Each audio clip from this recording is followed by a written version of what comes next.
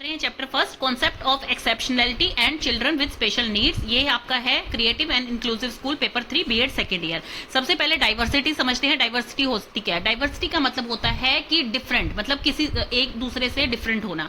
हर कोई पर्सन जो है आज के दिन डिफरेंट है। इवन दो सिबलिंग जो एक ही घर के होते हैं, ट्विंस भी होते हैं, उनका भी सोच में अलग होते हैं, वो फिजिकली देखने में वो अलग लग सकते हैं, और आप बहुत सारी चीजें हैं जो उनकी अलग होती हैं। किसी का सोशल नेटवर्किंग बहुत अच्छा है, मतलब कि वो इंटरकनेक्ट बहुत अच्छा कर पाता है। कोई जो है बच्चा शाय होता है, किसी को एंगर इशू होते हैं, मतलब हर बच्चा जो है वो बिल्कुल डिफरेंट होता है। तो यही है डाइवर्सिटी। आप पढ़ते हैं एक्सेप्शनलिटी क्या होती है। मतलब कि जो नॉर्मल बच्चा है, नॉर्मल क्लासरूम में बच्चे पढ़ रहे हैं, आपके 40 बच्चे पढ़ रहे हैं, तो उसमें से कुछ एक्सेप्शनल बच्चे होने। एक्सेप्शनल का मतलब यहाँ पर क्या है? यहाँ पर सिर्फ एक्सेप्शनल का मतलब डिसेबल बच्चों से नहीं है। गिफ्टेड चाइल्ड जो होते हैं वो भी एक्सेप्शनल होते हैं, क्योंकि उनका आईक्यू लेवल मोर देन 120 होता है, जो कि नॉर्मल बच्चे का नहीं होता। नॉर्मल बच्चे का कितना होता है? 90 to 110। तो उससे भी ज्यादा जिनका आईक्यू लेवल होता है वो होते हैं एक्सेप्शनल बच्चे, मतलब उन्हें गिफ्टेड चाइल्ड बोला जाता है। और दूसरे बच्चे गिफ्टेड कौन से होते हैं? जिनको कोई डिसेबिलिटी के कारण जो है वो अच्छी तरह से लर्निंग नहीं कर पाते हैं, अच्छी तरह से पढ़ नहीं पाते हैं, समझ नहीं पाते हैं, तो उनका आईक्यू लेवल जो है वो कम होता है, जैसे 60 से भी कम होता है। तो उन बच्चों को कहा जाता है कि वो डिसेबल चाइल्ड हैं, जैसे मेंटली रिटार्डेड चाइल्ड हैं, तो वो होते हैं एक्सेप्शनल चाइल्ड। अब आप किसी भी साइंटिस्ट की जो है डेफिनेशन लिख सकते हैं। Exceptional child include children who experience difficulty in learning, behaviour, emotional and social problem, उन्हें कहा जाता है आपका एक्सेप्शनल चाइल्ड। क्योंकि देखिए, जो बहुत ही एक्सेप्शनल चाइल्ड होगा, जो बहुत ही ज्यादा इंटेलिजेंट होगा, वो भी आपका एक क्लासरूम में नहीं पढ़ सकता है, और जो डिसेबल बच्चा होगा वो भी आपका नॉर्मल बच्चों के साथ नहीं पढ़ सकता है। क्योंकि जो गिफ्टेड बच्चा होगा उसको वो चीजें पहले से ही पता होंगी जो टीचर नॉर्मल बच्चों को करवा रही है, और जो डिसेबल बच्चा होगा वो उस चीज को 5 बार सुनेगा तब उसको जाकर याद होगी। तो इसलिए दोनों ही जो है वो कंपैटिबल नहीं हो सकते हैं, तो यही कहलाती है एक्सेप्शनलिटी। देन इसके आगे है इसकी करेक्टरिस्टिक्स। करेक्टरिस्टिक्स में क्या आता है कि जो एक्सेप्शनल बच्चे होते हैं उनको आप दूर से ही पहचान लेते हैं, मतलब वो मार्केटली अपना जो है रिस्पॉन्स छोड़ते हैं, उनको आप दूर से ही पहचान लेते हैं कि वो एक्सेप्शनल बच्चा है। वो क्या होते हैं? उनको जो प्रॉपर एजुकेशन दी जाती है वो सफिशिएंट नहीं होती उनके लिए। अब जैसे जिनको लर्निंग डिसेबिलिटी है, मैं आपको बार बार बता रही हूँ ये चीज, लर्निंग डिसेबिलिटी है, वो बच्चा टीचर उसको एक बार समझाएगी उसको समझ नहीं आएगा, दूसरी बार बताएगी, तीसरी बार बताएगी, तो इस तरह से क्या है उसके लर्निंग में प्रॉब्लम आ रही है उसे, तो उसे बार बार करना पड़ रहा है, और बच्चा कहीं ना कहीं इस चीज में अपने आप को इंफीरियर फील करता है कि भी नॉर्मल बच्चे जो हैं वो सोचेंगे कि इनको तो टीचर इतनी बार समझा रही है और हमें ये चीज समझ आ चुकी है, तो मतलब वो कहीं ना कहीं अपने आप को फिर इस चीज में बैकवर्ड फील करता है। एक्सेप्शनल बच्चे जो होते हैं वो या तो बहुत सुपीरियर होते हैं या इंफीरियर होते हैं एवरेज बच्चों के। जो गिफ्टेड बच्चे होंगे वो बहुत सुपीरियर होते हैं, और जो डिसेबल बच्चे होते हैं वो इंफीरियर हो जाते हैं। फिर क्या है तीसरा, कि हर बच्चा जो है वो डिफरेंट है, फिजिकली, साइकोलॉजिकली और सोशली वो बच्चे डिफरेंट होते हैं। जो एक्सेप्शनल चाइल्ड होते हैं वो कई सिचुएशन उनके लिए बहुत ही डिफिकल्ट आ जाती है, कईयों में वो इजीली जो है ग्रेस्प कर पाते हैं। तो ये चीजें हैं। लर्निंग एबिलिटी जो होती है उनकी नॉर्मल बच्चों के कंपेरिजन में काफी लो होती है या काफी हाई होती है। जो बच्चे गिफ्टेड हैं उनकी काफी ज्यादा सुपीरियर क्वालिटी होगी, और जो बच्चे जो है डिसेबल बच्चे हैं उनकी उनसे लर्निंग पावर लो रहती है। अब जो डिसेबल बच्चे हैं, मेंटली रिटार्डेड बच्चे हैं, तो वो नॉर्मल बच्चों के कंपैरिजन में उनको चीजें से कम समझ आती हैं, कम कन्वे कर पाते हैं, सोशली कम इंटरेक्ट कर पाते हैं दूसरों से, तो वो चीज उनकी एक कैरेक्टरिस्टिक में आ जाएगी। देन है क्लासिफिकेशन। क्लासिफिकेशन फर्स्ट है classification on the basis of area and mode of deviation. सबसे पहले है इंटेलेक्चुअल। इंटेलेक्चुअल में क्या आते हैं? जैसे मेंटली रिटार्डेड बच्चे हैं जिनका 70 से कम आईक्यू लेवल होता है, वो बच्चे क्या होते हैं? वो बच्चे उनकी इंटेलिजेंस लेवल भी कम होती है, उनको स्पेशल लर्निंग की नीड्स होती है, स्पेशल एजुकेटर की नीड होती है जो उनको चीजें समझा सके। और उसके बाद गिफ्टेड चाइल्ड क्या होते हैं? इसमें दो कैटेगरी, एक मेंटली रिटार्डेड जिनकी आईक्यू कम होती है, और एक जिनकी आईक्यू जो है नॉर्मल बच्चे से ज्यादा होती है। तो ये बच्चे जो हैं ये इजीली किसी भी चीज को बहुत जल्दी, इनको एक बार चीज बताते हैं आप तो ये बहुत जल्दी ग्रैस्प कर लेते हैं, इनको जल्दी से लर्न होती है चीजें, जल्दी से अपनी ही क्विक लर्निंग होती है इनकी। तो ये बच्चे जो हैं ये गिफ्टेड होते हैं, और जो मेंटली रिटार्डेड बच्चे होते हैं उनको स्पेशल एजुकेटर की नीड होती है। आता है सेंसरी। सेंसरी में क्या है? अब जैसे है, अब फिजिकली हैंडीकैप बच्चों की बात हो रही है, जैसे विजुअली इम्पेयर बच्चे हैं जिनको दिखाई अच्छी तरह से नहीं देता है, तो वो बच्चे क्या है वो भी इजीली जो है ग्रैस्प नहीं कर सकते हैं चीजें, उनको भी लर्निंग की एक्स्ट्रा नीड होती है, स्पेशल नीड होती है कि टीचर उन्हें अच्छी तरह से समझाए, क्योंकि वो विजुअली नहीं देख पाते हैं, कॉन्सेप्ट उन्हें समझ नहीं आते हैं, तो इसलिए उन्हें भी नीड होती है एक्स्ट्रा सपोर्ट की, एक्स्ट्रा मतलब एफर्ट की टीचर के। Then hearing impairment. Hearing impairment जिन बच्चों को अच्छी तरह से सुनाई नहीं देता है उनको भी जो है स्पेशलिस्ट की नीड होती है, ताकि उन्हें उनके जो है अलग अलग मेथड्स यूज कर सके, ताकि वो बच्चा जो है अच्छी तरह से अपनी लर्निंग कंप्लीट कर सके। ऐसे आ जाता है मोटर। मोटर में क्या है आपका स्पीच इंपेयरमेंट, जैसे हियरिंग इंपेयरमेंट वाले बच्चे होते हैं, कहीं ना कहीं स्पीच इंपेयरमेंट उनके साथ रिलेट करती है। जो बच्चा फिर उनकी वो लिप रीडिंग देखते हैं, अदरवाइज उन्हें कुछ समझ नहीं आएगा, बिल्कुल नील के बराबर समझ आएगा। ऐसे ही जो ऑर्थोपेडिक बच्चे होते हैं, जैसे कि आपके जो बच्चे जो हैं बोन्स वगैरह में डिफेक्ट होता है, जिनके जो अच्छी तरह से चल नहीं पाते हैं, तो उस तरह के बच्चे जो हैं उनको भी एक्स्ट्रा लर्निंग की जरूरत होती है, एक्स्ट्रा सपोर्ट की जरूरत होती है, उनको व्हील चेयर की जरूरत पड़ती है अपनी क्लासरूम तक जाने के लिए, तो उनको भी एक्स्ट्रा नीड की जरूरत पड़ती है। देन है पर्सनैलिटी। पर्सनैलिटी में क्या है, लर्निंग डिसेबिलिटी। अब जैसे कई बच्चे होते हैं, वो किसी को जो है मतलब रीडिंग में दिक्कत है, किसी को राइटिंग में दिक्कत है, किसी को बोलने में दिक्कत है, किसी को मैथ समझ नहीं आता है, तो इस टाइप के बच्चे जो हैं वो लर्निंग डिसेबिलिटी में आते हैं। देन है इमोशनल डिसऑर्डर। इमोशनल डिसऑर्डर में क्या है, जो बच्चे इमोशनली कनेक्ट नहीं कर पाते हैं, जो अपने आप को बहुत ही बैकवर्ड डिप्राइव्ड फील करते हैं कि मैं यहाँ पर जो है नहीं सर्वाइव कर पाऊंगा, या मैं बहुत ज्यादा इनसे ना इंफीरियर फील कर रहा हूं, मैं बैकवर्ड हूं इनसे, तो इस टाइप की जो होती है वो इमोशनल डिसऑर्डर्स होते हैं।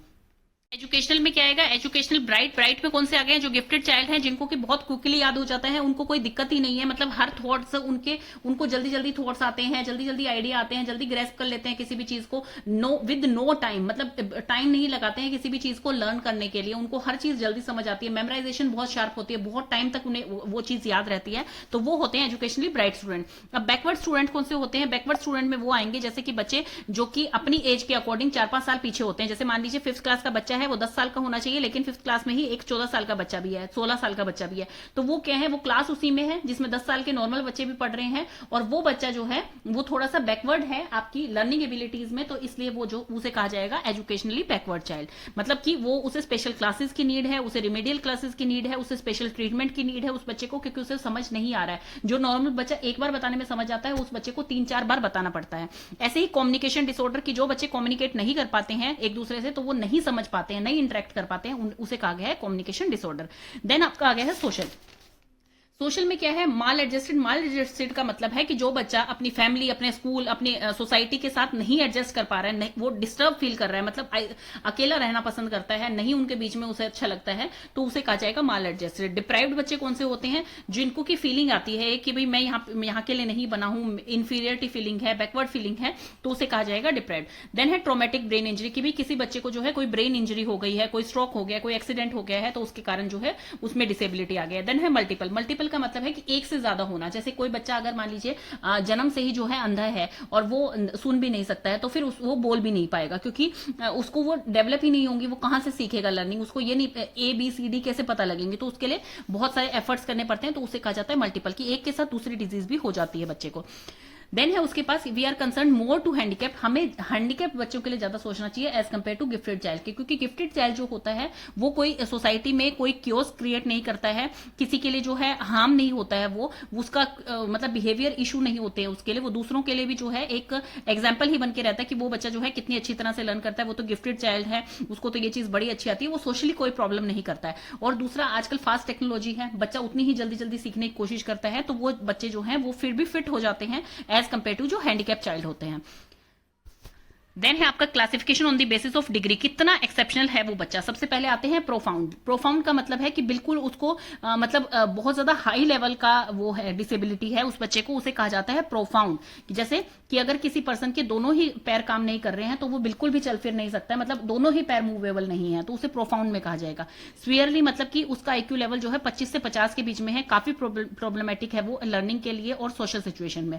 मॉडरेट में क्या है, जिसका कि IQ लेवल 50 to 75 है, जो कि अगर उसको थोड़ी सी स्पेशलाइजेशन दी जाए, स्पेशल नीड्स उसकी पूरी की जाए, तो वो जो है बच्चा वो नॉर्मल के साथ बिहेव अच्छी तरह से कर सकता है, नॉर्मल जैसा बिहेव कर सकता है।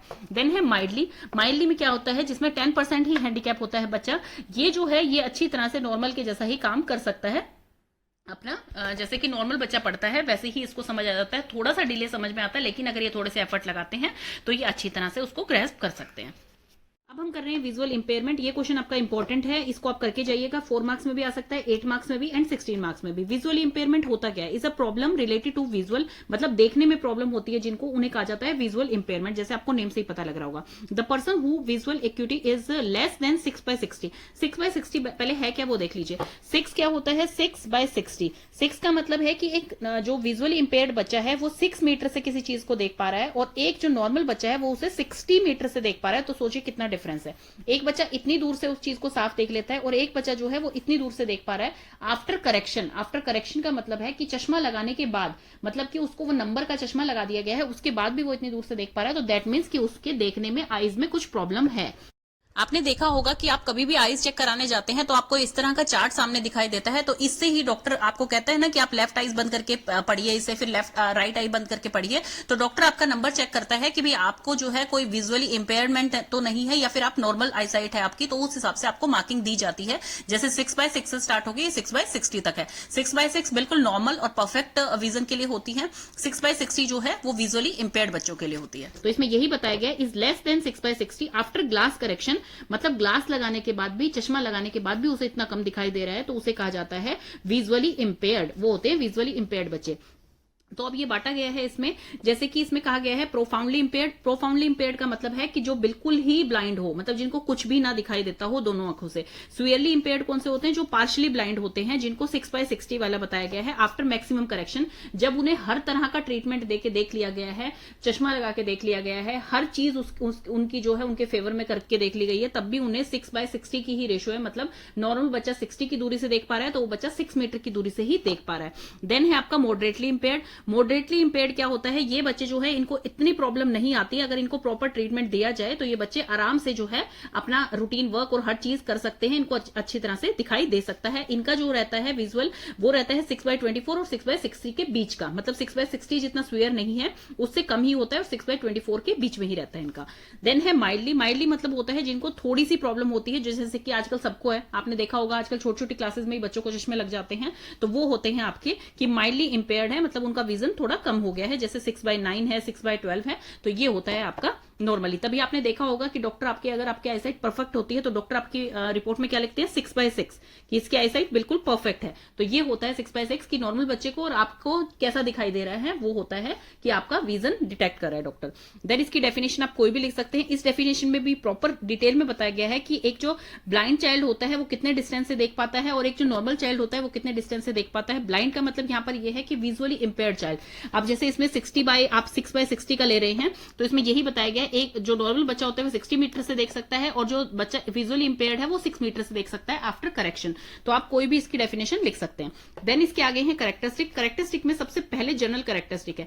जनरल कैरेक्टरिस्टिक्स में क्या आता है कि बच्चे की, हम बोलते हैं ना कि अगर किसी बच्चे को कम दिखाई दे रहा है तो उसमें एक सिक्स सेंस ऐसी होती है कि भाई उससे उसको सब कुछ पता लग जाता है, वो फील कर पाता है अपनी चीज, क्या चीज मेरे पास चल रही है, और मतलब हर चीज उसको फील हो जाती है। जैसे आपने मूवीज में भी देखा होगा, आपने ये सुनी भी होगी बात, जबकि साइंस इसे नहीं मानती है। साइंस कहती है वो टच से फील कर पाता है किसी भी चीज को, या साउंड से फील कर पाता है कि भाई हाँ उसके पास कोई आ रहा है, क्योंकि उनमें सिक्स सेंस की बात नहीं है। वो थोड़े ज्यादा ही कॉन्शियस होकर सोचते हैं और ज्यादा ही क्यूरियस रहते हैं हर चीज के लिए, मेरे पास कुछ है या किसी भी चीज के लिए। नॉर्मल पर्सन इतना नहीं रहता, क्योंकि वो हर चीज देख पा रहा है अपने आसपास में, तो इसलिए उसको इतनी क्यूरियोसिटी नहीं होती है कोई मेरे पास आ रहा है, ये क्या ऑब्जेक्ट है या क्या चीज है। तो जनरल कैरेक्टरिस्टिक में यही है कि उनके पास उनकी जो सेंसरी एरियाज होते हैं वो स्ट्रांग होते हैं as compare to normal person के। एजुकेशनल कैरेक्टरिस्टिक में क्या गया है? देखिए, एजुकेशन में हम हर चीज कैसे सीखते हैं? हम टच करके, हम जो है विजुअली देख के सीखते हैं हर चीज, विजुअली देख के और कानों से सुन के। लेकिन एक जो ब्लाइंड बच्चा है या जो विजुअली इंपेयर्ड बच्चा है वो कैसे सीखेगा? वो टच करके सीखेगा या फिर उस चीज को सुन के सीखेगा। तो उस तरह से उनकी एजुकेशन जो है वो कर सकते हैं बच्चे। तो इसमें जैसे हमने अलग अलग टाइप्स पढ़े थे, तो अलग अलग टाइप के बच्चों को अलग अलग प्रॉब्लम्स आ सकती हैं इसमें। जैसे कि लेटर अगर जैसे बहुत ही छोटे छोटे लिखे हैं ब्लैक बोर्ड पे, बच्चा नहीं देख पा रहा है, या काफी दूर है, आपकी क्लास काफी बड़ी है और बच्चा जो है नहीं देख पा रहा है इतनी दूर से, या फिर किसी को जो है ग्लास करेक्शन से वो दिखाई दे रहा है अच्छी तरह से, तो वो हर जो है रेंज के बच्चे को अलग अलग दिखाई देगा। लेकिन प्रॉब्लम डेफिनेटली आती है, बच्चा जो है इसमें सीखने की कोशिश करता है, लेकिन प्रॉब्लम फिर भी आती है, क्योंकि एक जो बच्चा देख सकता है इजीली, तो वो हर चीज कोरिलेट करके सीख भी सकता है। लेकिन एक बच्चे को दिखाई नहीं दे रहा है तो वो टच करके सीखेगा और वो बच्चा सुन के सीखेगा, फैक्ट्स को सुन के सीखेगा। देन है फिजिकल कैरेक्टरिस्टिक। फिजिकली देखिए, बच्चे जो नॉर्मल होते हैं और विजुअली इंपेयर्ड बच्चे होते हैं उनमें ज्यादा जो है डिफरेंस नहीं होता है। फिजिकली देखने में, साइज और अपीयरेंस में वो सेम ही लगते हैं। हाँ, उनकी मोटर स्किल्स कम होती है। मोटर स्किल्स मींस क्योंकि उन बच्चों को ये नहीं पता है आगे क्या हर्डल है, क्या रखा हुआ है, क्या चीज चीज है, मैं गिर तो नहीं जाऊंगा, आगे सीढ़ियां हैं या क्या चीज है। तो विजुअल इंपेयर्ड जो बच्चे होते हैं वो बहुत तेज भाग नहीं पाते हैं, बहुत तेज अपनी मोटर एक्टिविटीज नहीं कर पाते हैं। नॉर्मल बच्चा वो कर लेता है, तो हो सकता है कि उनको फिजिकली फिर वो थोड़े ओबीज हो जाए या कुछ दिक्कत हो जाए, तो वो चीज मतलब फिजिकल अपीयरेंस में थोड़ा फर्क डाल सकती है, अदरवाइज उनमें कोई फर्क नहीं होता है और उनकी मोटर एक्टिविटीज कम होती हैं। देन है कॉग्निटिव कैरेक्टरिस्टिक। अब कॉग्निटिव कैरेक्टरिस्टिक देखिए बच्चों की ऑफकोर्स है कम होगी जो विजुअल इंपेयर्ड बच्चे हैं। क्यों? आप क्लासरूम में जाते हैं तो सबसे पहले आपकी टीचिंग कैसे स्टार्ट होती है, जो नर्सरी से ही लगा लीजिए, राइमिंग वे से स्टार्ट होती है। आपको दिखाई जाती है कलरफुल चीजें, कलरफुल ऑब्जेक्ट्स दिखाए जाते हैं, मटेरियल दिखाए जाते हैं, जिससे बच्चा जो है लर्न करना इजी हो जाता है। तो हर कॉन्सेप्ट जो है वो कैसे आपको विजुअल मीन से जो है आप सीख पाते हैं बहुत अच्छी तरह से। तो इसलिए जर्नल के कंपैरिजन में इनकी कॉग्निटिव पावर, सोचने की पावर, देखने मतलब क्षमता, इनकी मेंटल स्किल्स जो है थोड़ी सी कम हो जाती है उनके कंपैरिजन में। बिकॉज ये बच्चे जो है रीड नहीं कर पाते हैं, और रीड नहीं कर पाते हैं तो अच्छी तरह से लिख कैसे पाएंगे उस चीज को, इनको उसमें भी असिस्टेंस की जरूरत पड़ती है। तो इसलिए इनकी विजुअल इंपेयर जो बच्चे होते हैं उनकी cognitive skill as compare to normal child के कम हो जाती है। देन है उसके बाद साइन क्या है विजुअल इंपेयर्ड बच्चों। तो ये अभी वही चल रही है कैरेक्टरिस्टिक, हम अभी डिटेल में करेंगे। सबसे पहले इसके साइन आ गए हैं बीच में, ये आपकी बुक से ही पढ़ा रही हूं मैं, बीएड की बुक से। तो साइन क्या होते हैं? वाटरी आईज रहती है, मतलब हमेशा पानी भरा रहता है आंखों में। इरेगुलर आई मूवमेंट होती है, आई मूवमेंट जो है कई बार उनके कंट्रोल में होती है, कई बार नहीं होती है, इरेगुलर होती है वो। रीडिंग स्मॉल प्रिंट्स, मतलब बहुत डिफिकल्टी होती है उनको छोटे छोटे अक्षर पढ़ने के लिए। आइडेंटिफाई नहीं कर पाते हैं स्मॉल चीजों को, किस चीज की पिक्चर है ये। वो हमेशा डिजीनेस की कंप्लेंट करते रहते हैं कि सिर दुख रहा है या कुछ भी है। कोई पैराग्राफ अगर उन्हें पढ़ लिया तो उन्हें सिर भारी हो जाता है, सिर दुखता है। अब जैसे नॉर्मल है हम, तो मान लीजिए हमारा अभी कभी सिर दुखता है और लगातार दुख रहा है वो कई दिनों से, तो हर कोई हमें क्या कहता है, आप आई टेस्ट करवाइए, हो सकता है आपकी आंखें कमजोर हो गई हो। तो ये भी एक साइन होता है जो विजुअली इंपेयर्ड होते हैं। ब्लड विजन होता है उनका, आई इन्फेक्शन बहुत जल्दी जल्दी हो जाती है। Putting hand on one I while reading something, अब जैसे वो ये कोशिश करते हैं कि मैं शायद इस आंख को बंद करके देखूंगा तो मुझे अच्छी तरह से दिखेगा, क्योंकि उन्हें धुंधला दिख रहा होता है थोड़ा सा। नॉर्मल के कंपेरिजन में उन्हें धुंधला दिखता है और काफी डिस्टेंस से देख पाते हैं वो एज कंपेयर टू नॉर्मल बच्चों के। मतलब नॉर्मल बच्चा उसे 60 मीटर से दूर से देख सकता है और वो बच्चा जो है उसे 6 मीटर की दूरी से ही देख पाता है। नेक्स्ट आ गया है, पहले कॉग्निटिव कैरेक्टरिस्टिक्स थे, अब आगे हैं इसमें बिहेवियरल कैरेक्टरिस्टिक। देखिए उनका बिहेवियर जो होता है, क्योंकि उन्हें दिखाई नहीं दे रहा है कोई चीज, वो दूसरे बच्चे किस लिए हंस रहे हैं, क्या बातें कर रहे हैं, उन्हें नहीं पता लग रहा है उनका क्या फेशियल एक्सप्रेशन है या वो किस बारे में बात कर रहे हैं, तो वो बच्चे थोड़े इरिटेट रहते हैं नेचर में। वो जो है हार्डली ट्रीटेड होते हैं, वो बच्चे जो है दूसरों के साथ इतना कोप अप नहीं कर पाते हैं, मतलब सोशल स्किल्स नहीं बना पाते हैं। उन बच्चों में कॉन्फिडेंस लेवल थोड़ा कम रह जाता है, क्योंकि उनको ये लगता है कि हम देख नहीं पा रहे हैं, तो हमें बहुत सारी चीजों से हम पीछे रह गए हैं। तो वो बच्चे अपने आप को जो है बहुत इंफीरियर फील करते हैं, बैकवर्ड फील करते हैं। कम्युनिकेशन एबिलिटी में उनको रीडिंग में दिक्कत आती है, लेकिन जैसे लार्ज पॉइंट है उनके, आपने ब्रेल स्क्रिप्ट देखी होगी जिसमें कि वो पढ़ सकते हैं, जिसमें उभरी हुई जो है डॉट्स होते हैं, तो वो उससे पढ़ सकते हैं। तो उस तरह की नीड्स के हिसाब से वो अपनी रीडिंग को इंप्रूव कर पाते हैं, लेकिन वो रीडिंग पे इतना फोकस नहीं करते हैं जितना कि वो ओरली सुनने में फोकस करते हैं। ओरली सुनते हैं, रिटन कम्युनिकेशन देखते हैं। शुरू के कुछ सालों में यस उनकी पोअर कम्युनिकेशन रहती है आपस में, लेकिन 18 साल के बाद उनकी कम्युनिकेशन जो है वो नॉर्मल हो जाती है। देन है social development and adjustment. Social development जैसे हमने पीछे पढ़ा, बिहेवियर इशू रहते हैं उन बच्चों में, तो वो इंफीरियरिटी कॉम्प्लेक्स से कहीं ना कहीं रहता है। वो बच्चे जो है अपने स्कूल नेबरहुड के साथ जो है कोप अप अच्छी तरह से नहीं कर पाते हैं, वो कहीं ना कहीं अपने आप को डाउन सोचते हैं, इसलिए वो उनसे अच्छी तरह से बात नहीं कर पाते हैं। तो मतलब उनकी जो बिल्कुल ही ब्लाइंड होते हैं वो बिल्कुल इस चीज में काफी डाउन होते हैं, लो सोशल स्किल्स होते हैं उनके। लेकिन जो पार्शियली ब्लाइंड होते हैं वो जो है वो कोप अप दूसरों के साथ इंटरेक्ट करना पसंद करते हैं। नेक्स्ट आपका आता है causes of impaired vision. Cause क्या है, अब किस वजह से होती है? सबसे पहले हेरिडिटरी, अगर मदर फादर में से किसी की विजन जो है कमजोर है तो बच्चों की भी हो सकती है। नेक्स्ट आपका आता है कि एनवायरमेंटल कोजेज, जैसे कि स्मॉल पॉक्स है बच्चे को हो गया तो उसके कारण उसकी आंखें जो है कमजोर हो गई है, या माल न्यूट्रिशन, बच्चा जो है खाने पीने में कोई पोषक तत्व से नहीं मिल रही है, बैलेंस डाइट नहीं मिल रही है, तो इस कारण से उसकी आंखें कमजोर हो सकती हैं। ज्यादा गैजेट्स देखने से आंखें कमजोर हो सकती हैं। At the time of birth उसके कोई डिफेक्ट हो गया है, उससे आंखें कमजोर हो सकती हैं। इन्फेक्शियस डिजीज होने के कारण आंखें कमजोर हो सकती हैं। एक बोला जाता है मेडिसिन, जैसे कि बच्चों को आपने देखा होगा मेडिसिन बॉक्स के ऊपर हमेशा लिखा होता है keep away from your children. तो किसी बच्चे ने गलती से कोई मेडिसिन खा ली है, कोई मेडिसिन पी ली है जो कि उसके अंदर जाके जो है पॉइजनस इफेक्ट कर गई है, तो उसके कारण भी हो सकती है उसकी आंखों पे असर पड़ गया हो। कोई एक्सीडेंट या कोई इंजरी के कारण भी जो है आंखें कमजोर बच्चों की हो सकती हैं। या फिर कोई डिजीज हो गई है सीएनएस की, जैसे एपिलेप्सी वगैरह है, तो उसके कारण भी जो है बच्चे की विजुअल इंपेयरमेंट हो सकती है। अब आइडेंटिफाई कैसे करेंगे बच्चे को कि वो विजुअली इंपेयर्ड बच्चा है? देखिए बिहेवियरल सिम्टम क्या होते हैं कि जो बच्चा विजुअली इंपेयर्ड होगा वो थोड़ा सा इनअटेंटिव रहेगा, मतलब अटेंटिव नहीं रहेगा क्लास में। अगर कोई मैप वर्क करना है या कोई ऐसा वर्क है जैसे कि टीचर कह रही है ब्लैक बोर्ड वर्क है या कुछ भी है, तो उसमें वो इनअटेंटिव रहेगा, उसको ध्यान से, क्योंकि दिखाई अच्छी तरह से नहीं देगा तो वो बच्चा जो है अच्छी तरह से उस चीज को अटेंटिवली नहीं सुन पाएगा। दूसरा, बच्चा जो है वो कॉन्शियस रहेगा हमेशा कि मुझे कहाँ चलना है, कहाँ भागना है। जो जिस बच्चे को अच्छी तरह से नहीं दिख रहा होगा, धुंधला दिख रहा होगा, तो उस बच्चे को समझ में नहीं आएगा अच्छी तरह से, वो दौड़ भाग नहीं कर सकता है बहुत अच्छी तरह से। वो हमेशा जो है विजुअल ब्लरिंग की शिकायत करेगा कि भी मुझे थोड़ा धुंधला दिख रहा है। वो बच्चा ज्यादा लंबे टाइम तक जो है बैठ के पढ़ नहीं सकता, लिख नहीं सकता है, क्योंकि उसे इरिटेशन होने लग जाती है। बुक को बहुत ही क्लोज लाके वो रीडिंग करेगा, कभी भी अगर रीडिंग करने के लिए बोला जाए तो बहुत ही पास ले आएगा बुक को, क्योंकि उसे दूर से जो है वो अक्षर दिखते नहीं है। और इसी तरह से जब वो रीडिंग करता है बच्चा, तो वो एक आंख को बंद करके ये सोचेगा कि दूसरी आंख से तो मुझे ज्यादा बेहतर दिख जाए, तो इसलिए वो एक आंख को बार बार शट करने की कोशिश करेगा अपने हाथ से। आई मूवमेंट जो होती है वो उसकी इरेगुलर होती है, बार बार ब्लिंक करेगा अपनी आईज को, जिस बच्चे की आंखें थोड़ी कमजोर होंगी।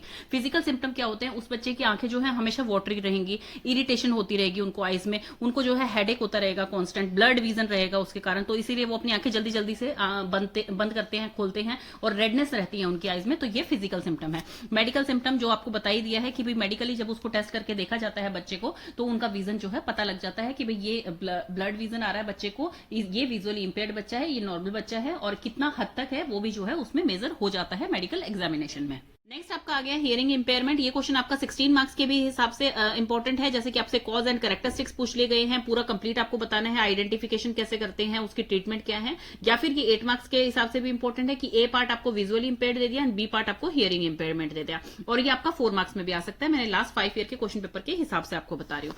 तो सबसे पहले देखिए, हियरिंग इंपेयरमेंट मतलब जहां पे जिसको सुनने में दिक्कत हो उसे कहा जाएगा हियरिंग इंपेयरमेंट। या तो पार्शियल हो सकती है वो, या कंप्लीट, मतलब या तो थोड़ी दिक्कत है उस पर्सन को जो कि हियरिंग एड से या किसी ट्रीटमेंट से वो ठीक किया जा सकता है, या फिर कंप्लीटली डेफ है वो, मतलब उसको बिल्कुल भी सुनाई नहीं देता है। ये आपको समझ आ गया कि हियरिंग इंपेयरमेंट क्या होता है, पार्शियल और complete loss of ability to hear. इसकी डेफिनेशन आपको एक तो ये लिख सकते हैं आप जर्नल की भी, या तो डेफ होगा पर्सन या फिर हार्ड टू हियर होगा कि भी उसको मुश्किल से सुनाई दे रहा है। तो इसकी डेफिनेशन एक साइंटिस्ट वाली भी लिख सकते हैं और एक जर्नल भी लिख सकते हैं। तो ये फर्स्ट लिखेंगे आप, individuals with disability education act के दौरान, ये वाली इसकी डेफिनेशन है। An impairment in hearing whether permanent और fluctuating that adversely affect a child's education performance is called hearing impairment, जो कि उसकी लाइफ को इफेक्ट करता है, उसके एजुकेशनल परफॉर्मेंस को इफेक्ट करता है। क्यों? क्योंकि बच्चा अच्छी तरह से अगर टीचर की इंस्ट्रक्शन नहीं सुन पा रहा है, उसके क्या टीचर समझाना चाह रही है नहीं सुन पा रहा है, तो बच्चा जो है एकेडमिक में अच्छा कैसा करेगा। तो इसके आगे टाइप्स दे रखे हैं कि अब देखिए 2 टाइप्स के पीपल बताए गए हैं। एक जो है जिनको कंप्लीटली सुनाई नहीं देता है, और एक है जिनको थोड़ा सुनाई देता है और ट्रीटमेंट से वो ठीक हो सकते हैं। तो उसी को आगे फर्दर क्लासिफाई किया गया है कि डिग्री ऑफ हियरिंग इंपेयरमेंट, कि किस हद तक पर्सन को सुनाई नहीं देता है। फर्स्ट आता है माइल्डली, मतलब थोड़ा है उसमें, ये माइल्डली रिटार्डेड मतलब कि थोड़ा है अभी हियरिंग इंपेयरमेंट, कि भाई उसे सुनाई दे रहा है। अगर कोई बंदा जो है लाउड स्पीकर पे वॉइस आ रही है तो उसे सुनाई दे रहा है, अगर कोई पास बोल रहा है तो उसे सुनाई दे रहा है, लेकिन कोई पर्सन दूर है तो उसे सुनाई नहीं दे रहा है, फिर उसे दिक्कत है सुनने में। तो इसमें क्या है, पर्सन को हियरिंग एड से और उसको जो है किसी स्पेशलिस्ट से मिलवा के जो है उस चीज को ठीक किया जा सकता है। नेक्स्ट आ जाता है मॉडरेटली। मॉडरेटली में क्या होता है, 55 टू 69 डेसिबल होता है, इतना लॉस हो चुका होता है पर्सन का। तो इसमें क्या है, पर्सन को दूर से और जो पास आके भी उसके कोई बोल रहा है तो उसको सुनाई नहीं देता है। तो ये जो होती है स्वीयर सिचुएशन आ जाती है। इसमें स्पेशल ट्रेनिंग की जरूरत पड़ती है, और हियरिंग एड, दोनों चीजें बच्चे को जब सिखाई जाएंगी तब जो है वो अच्छी तरह से समझ पाएगा कि अगला बंदा क्या कह रहा है। देन आता है स्वीयरली रिटार्डेड, जो कि प्रोफाउंड आपकी सिचुएशन हो जाती है, जिसमें कि 70 टू 89 डेसिबल लॉस हो जाता है। मतलब कि आपको इसमें कुछ भी बेनिफिट नहीं दे पाएगा, जैसे हियरिंग एड वगैरह है वो चीज आप नहीं सुन सकते हैं इसमें।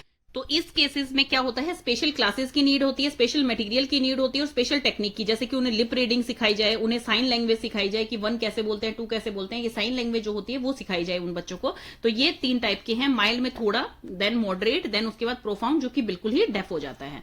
देन कॉजेज क्या आते हैं, कॉजेज क्या हैं इसके, कि भाई आप किसी के इनर ईयर में ब्लॉकेज हो गई है, किसी के मिडल ईयर में, किसी के जो बाहर का आउटर ईयर होता है उसमें प्रॉब्लम हो गई है, तो उसके कारण होते हैं। 2 हैं ये, एक कंडक्टिव होता है, एक न्यूरल होता है। कंडक्टिव कौन सा होता है, कंडक्टिव का मतलब है जबकि आपकी ब्लॉकेज जो है आउटर या मिडल ईयर में होती है, जो कि आपकी ठीक की जा सकती है।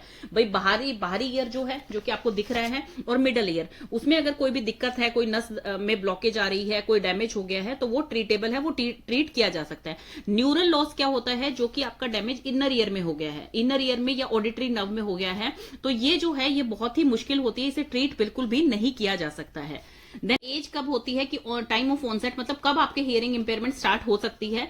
तो जैसे कि हम मेंटली रिटार्डेड में पढ़ते हैं कि 18 साल से पहले वो बच्चे डिटेक्ट हो जाते हैं, तो इस तरह से अलग अलग एज आपको बताई जाती है। तो इसमें क्या है, बोन डिफेक्टिव, ये हर डिसेबिलिटी में होता है। कोई पैदाइशी हो सकता है, किसी बच्चे को आगे जाके किसी एनवायरमेंटल फैक्टर से हो सकता है, जैसे कि मान लीजिए उसका एक्सीडेंट हो गया है, कोई इंजरी हो गई है, कोई सर्जरी ऐसी हुई है, या फिर उसको हो सकता है कि आगे कोई न्यूट्रिशन की कमी उसमें पर्टिकुलरली रह गई है। तो ये सब कारण सब में कॉमन ही रहते हैं। तो इसमें हम देखते हैं बोन डिफेक्टिव मतलब कि पैदाइश के टाइम बच्चे के हो गया, तो पैदाइश के टाइम होगा तो वो क्या है, उस बच्चे की स्पीच भी डिफेक्टिव ही होगी। क्यों? क्योंकि पैदाइश के टाइम अगर कोई बच्चा जो है उसके कान में प्रॉब्लम है, वो डेफ है, सुन नहीं सकता है, तो ऑफकोर्स दूसरा बच्चा क्या बोलेगा, दूसरा पर्सन क्या बोल रहा है उससे वो नहीं। अब हम जैसे लर्निंग अपनी कहां से स्टार्ट करते हैं, हमारे घर से ही हमारी लर्निंग स्टार्ट हो जाती है, फिर हम स्कूल जाते हैं, ABCD सीखते हैं, फिर वर्ड बनाना सीखते हैं, फिर सेंटेंस बनाना सीखते हैं। जो बच्चे को सुनाई ही नहीं देगा बचपन से, तो वो कैसे डिटेक्ट करेगा कि ये जो सामने लिखा हुआ है इसे W बोलते हैं या A बोलते हैं, एप्पल बोलते हैं, तो उसको नहीं पता लगेंगी ये चीजें। तो इसका मतलब उसकी स्पीच भी जो है वो डिफेक्टिव हो जाएगी, और वो बच्चा जो है वो हमेशा के लिए डम भी रह जाएगा, डम एंड डेफ। देन तो नेक्स्ट इसमें आ गया है प्री लिंगुअल। लिंगुअल का मतलब है लैंग्वेज, और प्री मतलब पहले। लैंग्वेज सीखने से पहले ही उन बच्चों की सुनने की क्षमता खत्म हो गई है, तो वो बच्चे भी जो है स्पीच उनकी रिटार्डेड ही रहती है पूरी उम्र के लिए।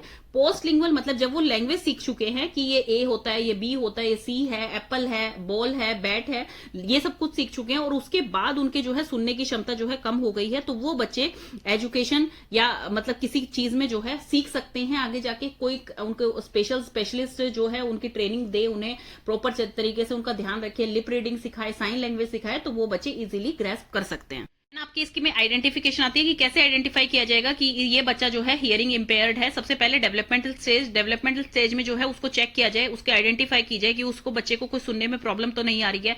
जैसे उसको कुछ एक्टिविटीज ऐसी दी जाए जिससे कि चेक किया जा सके कि उस बच्चे की हियरिंग पावर ओके है या नहीं है। ये जो होता है ये कंडक्टिव हियरिंग के लिए होता है, मतलब देखा जाता है कि उसके आउटर ईयर, मिडल ईयर जो है उसमें कोई ब्लॉकेज या कोई डैमेज तो नहीं है। देन है न्यूरोसाइकोलॉजिकल में इसकी जो प्रॉपर जो है नर्व्स के बारे में चेक किया जाता है कि भाई उसका ब्रेन तो डैमेज नहीं है, उसको कोई डिसफंक्शन तो नहीं है, इस तरह की उसकी स्टडी की जाती है। मेडिकल एग्जामिनेशन की बच्चे का मेडिकल एग्जामिनेशन हो, देखिए आजकल तो क्या है, बच्चा जैसे ही पैदा होता है ना, तो सबसे पहले उसका हियरिंग और विजुअली स्टार्टिंग में ही चेक कर लिया जाता है कि बच्चे की हियरिंग ओके है या नहीं है। पहले ये चीजें नहीं होती थी, लेकिन आजकल जो है हमारी साइंस जैसे जैसे तरक्की करी है, तो बच्चे का बचपन में ही, पैदाइश के टाइम ही उसका टेस्ट हो जाता है, फिर उसके बाद पेरेंट्स को हैंड ओवर किया जाता है बच्चा। तो फिर वो टेस्ट तो शुरू में ही मेडिकल एग्जामिनेशन के थ्रू उसका हो जाता है कि हियरिंग उसकी ओके है या नहीं है। देन है केस स्टडी, ये साइकेट्रिस्ट के द्वारा किया जाता है। इसमें बच्चे का हर चीज आइडेंटिफाई की जाती है, उसको क्या दिक्कत आ रही है, क्या प्रॉब्लम लग रही है, क्या मेडिकल हिस्ट्री थी, क्या कोई ऑपरेशन हुआ था, सीरियस डिजीज हुई थी पैदा होने के टाइम, कोई इलनेस थी इसे, या फिर उसकी डेवलपमेंट हिस्ट्री है कि भाई जैसे पहले वो ठीक था, जैसे जैसे बड़ा हो रहा है तो उसको कम सुनाई दे रहा है। तो इस तरह की सारी हिस्ट्री लेंगे वो, और उसके बाद वो डिटेक्ट करेंगे कि उसको हियरिंग इंपेयरमेंट है या नहीं है। देन है सिस्टमैटिक में क्या है कि बच्चे को जैसे ताली बजाई एक तरफ, मान लीजिए राइट साइड बच्चे के ताली बजाई, तो वो राइट साइड मूव करके देख रहा है कि नहीं, कोई उसके पीछे बात कर रहा है और उसको जो है एक तरफ कान करके फिर सुनना पड़ रहा है कि भाई उसको कम सुनाई दे रहा है। तो मतलब इस तरह से अलग अलग तरीके से उसको डिटेक्ट करेंगे कि वो बच्चा जो है हमेशा स्पीकर के लिप्स को ही देख के बात कर रहा है या उसके आई टू आई कॉन्टेक्ट है। तो हर चीज का जब नोटिस करी जाएगी उसकी, तब बताया जा सकता है कि वो बच्चा जो है वो हियरिंग इंपेयरमेंट है या नहीं है। क्योंकि मान लीजिए क्लासरूम में टीचर जो है वो अपना पढ़ा रही है और कुछ चीजें पूछ रही हैं किसी से, और उस बच्चे को नहीं समझ आ रही है, या ये वो बच्चा इंस्ट्रक्शंस नहीं ले पा रहा है, जब उसको बोला जा रहा है कि आप खड़े होकर इसका आंसर दीजिए, वो खड़ा नहीं हो रहा है, तो दैट मीन्स उसके कुछ ना कुछ सुनने में दिक्कत है। देन आते हैं आपके कॉज ऑफ हियरिंग इंपेयरमेंट। इसमें सबसे पहले कि किस कारण से हियरिंग इंपेयरमेंट होता है, सबसे पहला आता है हेरिडिटरी और जेनेटिक। हेरिडिटरी और जेनेटिक का मतलब है कि एक जनरेशन से दूसरी जनरेशन में जाना प्रेगनेंसी के थ्रू। तो इसमें आप क्या मेजर्स ले सकते हैं कि प्रेगनेंसी में रेगुलर चेकअप होने चाहिए मदर के। नेक्स्ट आपका आता है एक्सोजीनियस कॉजेज। एक्सोजीनियस कॉजेज में सबसे पहला है प्रीनेटल। प्रीनेटल में क्या आता है, जैसे कि वॉर्म में ही उसको डिजीज हो गई है और उसके कारण जो है वो डेफ हो गया है बच्चा। जैसे कि क्या है, मदर को जो है जर्मन मीजल्स हो गए हैं या मैटरनल रूबेला हो गया है। रूबेला भी जो है उसके कारण क्या हो सकता है, बच्चा डेफ हो सकता है, जिससे उसका सेंसरी न्यूरल पे इफेक्ट पड़ सकता है, मतलब कि कंप्लीट डेफनेस हो सकती है उसे। देन टॉक्सोप्लाज्मोसिस, मतलब कि उसको कोई वायरस जो है वो इफेक्ट कर गया है, जिसके कारण हियरिंग लॉस हो गया है बच्चा। पेरिनेटल कॉजेज में आता है बर्थ इंजरी, मतलब कि at the time of birth कोई इंजरी हो गई है बच्चे को, या फिर बच्चे को टाइम ऑफ डिलीवरी पे जो है ऑक्सीजन की कमी हो गई है, ऑक्सीजन प्रॉपर नहीं मिल पाई है, तो उस कारण से उसको ये डिफेक्ट हो सकता है। पोस्टनेटल कॉजेज मतलब कि कोई डिजीज ऐसी हो गई है आफ्टर बर्थ बच्चे को, जिसके कारण उसका हियरिंग लॉस हो गया है, तो उसे कहा जाता है पोस्टनेटल, जिसमें कि मेनिंगाइटिस आता है, ऑटिटिस मीडिया आता है, ऑटिटिस मीडिया जो है वो कंडक्टिव हियरिंग लॉस होता है, जिसमें कि मिडिल ईयर पे इफेक्ट होता है बच्चे के, और ये ठीक किया जा सकता है। तो इस तरह के किसी भी कारण से हो सकता है, जैसे ट्यूबरक्लोसिस हो गया है, मीजल्स हो गई है, कोई इन्फेक्शन हुई थी जिसने कि हियरिंग पे इफेक्ट डाल दिया बच्चे के। अब प्रिवेंशन मेजर क्या है, किस तरह से हम कम कर सकते हैं। देखिए प्रिवेंशन जो है, जैसे जो भी डिजीज अगर बच्चे को हुई है उसका अच्छी तरह से ट्रीटमेंट हो, मतलब ज्यादा स्वीयर ना हो जाए डिजीज, पहले ही उसको जो है ट्रीटमेंट कर लिया जाए उसका, ताकि वो आगे ना फैल पाए। अवॉइड की जाए कोई भी ड्रग या alcohol during pregnancy. Immunization proper होनी चाहिए मदर की ड्यूरिंग प्रेगनेंसी। प्रॉपर और बैलेंस डाइट लेनी चाहिए मदर को प्रेगनेंसी के दौरान। और बच्चे को जब बच्चा पैदा होता है तो 8 साल तक जैसे कहते हैं उसका विकास सबसे मैक्सिमम होता है, तो उस टाइम तक बच्चे को हर चीज प्रॉपर क्वांटिटी में देनी चाहिए, बैलेंस डाइट देनी चाहिए कि उसको प्रोटीन भी मिल रहा है, कार्बोहाइड्रेट, फैट्स, मिनरल, विटामिन सब कुछ मिल रहा है बच्चे को, तो उसको भी एक बैलेंस डाइट देनी चाहिए। रेगुलर चेकअप होने चाहिए मदर के प्रेगनेंसी के दौरान। Early diagnosis of infectious disease and there, कि भाई अगर मदर को कोई डिजीज हो भी गई है प्रेगनेंसी के दौरान, तो जितनी जल्दी वो डिटेक्ट हो उतनी ही जल्दी उसका ट्रीटमेंट भी मतलब करवा लेना चाहिए। Early identification of deafness and provide medical care. अगर अर्ली ही पता लग गया है कि बच्चे को डेफनेस है, तो उसका ट्रीटमेंट जो है उतनी ही जल्दी हो सकता है, जब तक भी वो रॉस ना हो जाए, मतलब कि और खराब ना हो जाए। तो ट्रीटमेंट में आप एक तो ये लिख सकते हैं जर्नल, एक इसके ट्रीटमेंट में आप ये भी लिख सकते हैं जैसे कि होम करिकुलम, कि बच्चे को घर पे ही जो है, जैसे मान लीजिए हो गया है, ये तो था कि प्रिवेंशन मेजर, अभी था प्रिवेंशन मेजर कि भाई प्रिवेंट कैसे किया जाए, अब है ट्रीटमेंट कैसे किया जाए। ट्रीटमेंट के लिए क्या होगा, सबसे पहला है होम करिकुलम। होम करिकुलम का मतलब है कि बच्चे को कोई हियरिंग एड से समझाई जाए, या कोई स्पेशलिस्ट से उसकी जैसे ट्यूटर बना दिया जाए उसका, कि पेरेंट को भी वो बता रहा है, काउंसलिंग की जाए उसकी प्रॉपर तरीके से, कि इस तरह से ये ठीक हो सकता है। देन है स्पेशल स्कूल, कि बच्चों का जैसे कि हियरिंग इंपेयर बच्चों का स्पेशल स्कूल होता है, ब्लाइंड बच्चों का स्पेशल स्कूल होता है, ऐसे ही हियरिंग इंपेयर बच्चों का जो स्पेशल स्कूल होता है उसमें साइन लैंग्वेज के थ्रू सिखाया जाता है। क्या है, साइन लैंग्वेज के द्वारा सिखाया जाता है, लिप रीडिंग सिखाई जाती है, तो उससे बच्चे को मतलब फायदा हो सकता है। देन है क्लास अरेंजमेंट, कि भाई क्लास में जब बच्चा पढ़ रहा है जहां पर, वहां पे टीचर कुछ ऐसा अरेंजमेंट करे कि वो बोलने की बजाय चार्ट से समझाए, ताकि बच्चा देख के समझ पाए उस चीज को, किसी प्रैक्टिकली करके समझाए, मॉडल के द्वारा समझाए, कंप्यूटर में समझाए, क्योंकि बच्चा हियरिंग इंपेयर है, देख तो सकता है वो अच्छी तरह से। ऐसे ही वोकेशनल ट्रेनिंग, कि भाई बच्चा अगर म्यूजिक में बहुत अच्छा है, बच्चा अगर आर्ट में बहुत अच्छा है, तो इस तरह की वोकेशनल ट्रेनिंग दी जाए, ताकि बच्चा आगे जाके इंडिपेंडेंट बन पाए, ऐसा ना हो कि उसकी एजुकेशनल गोल जो है पूरे ना हो पाए।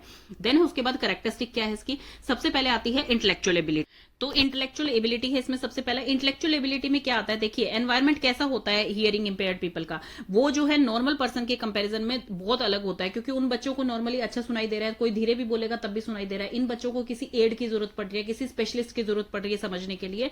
तो इन दोनों का एनवायरमेंट इतना अलग है कि 50% इनमें इंटेलेक्चुअल डेवलपमेंट की जो है डिफरेंस आ जाता है, कि उन बच्चों को 50% जो है समझने में वही चीज हेल्प करती है कि किस वे से आप बच्चे को समझा रहे हैं। जितना वो सुनेगा तभी तो वो लर्न करेगा ना। लर्निंग एनवायरमेंट कब बनता है, कि जितनी अच्छी तरह से बच्चा दूसरा उसे समझा रहा है, उतनी ही अच्छी तरह से बच्चा उसे ग्रैस्प कर रहा है, तो ये होता है लर्निंग एनवायरमेंट। तो उसकी इंटेलेक्चुअल डेवलपमेंट पे फर्क पड़ता है इससे बहुत ज्यादा। दूसरा वो कह रहे हैं कि जैसे बच्चे की आईक्यू लेवल देखी जाए, कि एक बच्चा बिल्कुल ही नहीं सुन पा रहा है, एक बच्चा थोड़ा कम सुन पा रहा है, तो उन बच्चों का आईक्यू लेवल जो है वो इतना कम भी नहीं होता है as compare to normal child के, मतलब वो इंटेलेक्चुअली बहुत लो नहीं होते हैं नॉर्मल चाइल्ड के। वो उन पे पूरा ध्यान दिया जाए, उनकी नीड्स को पूरा किया जाए, तो वो बच्चे भी जो है धीरे धीरे नॉर्मल हो सकते हैं, बिल्कुल नॉर्मल बच्चों की तरह बिहेव कर सकते हैं, और उन्हीं की तरह अपनी लर्निंग एबिलिटीज को बेहतर बना सकते हैं।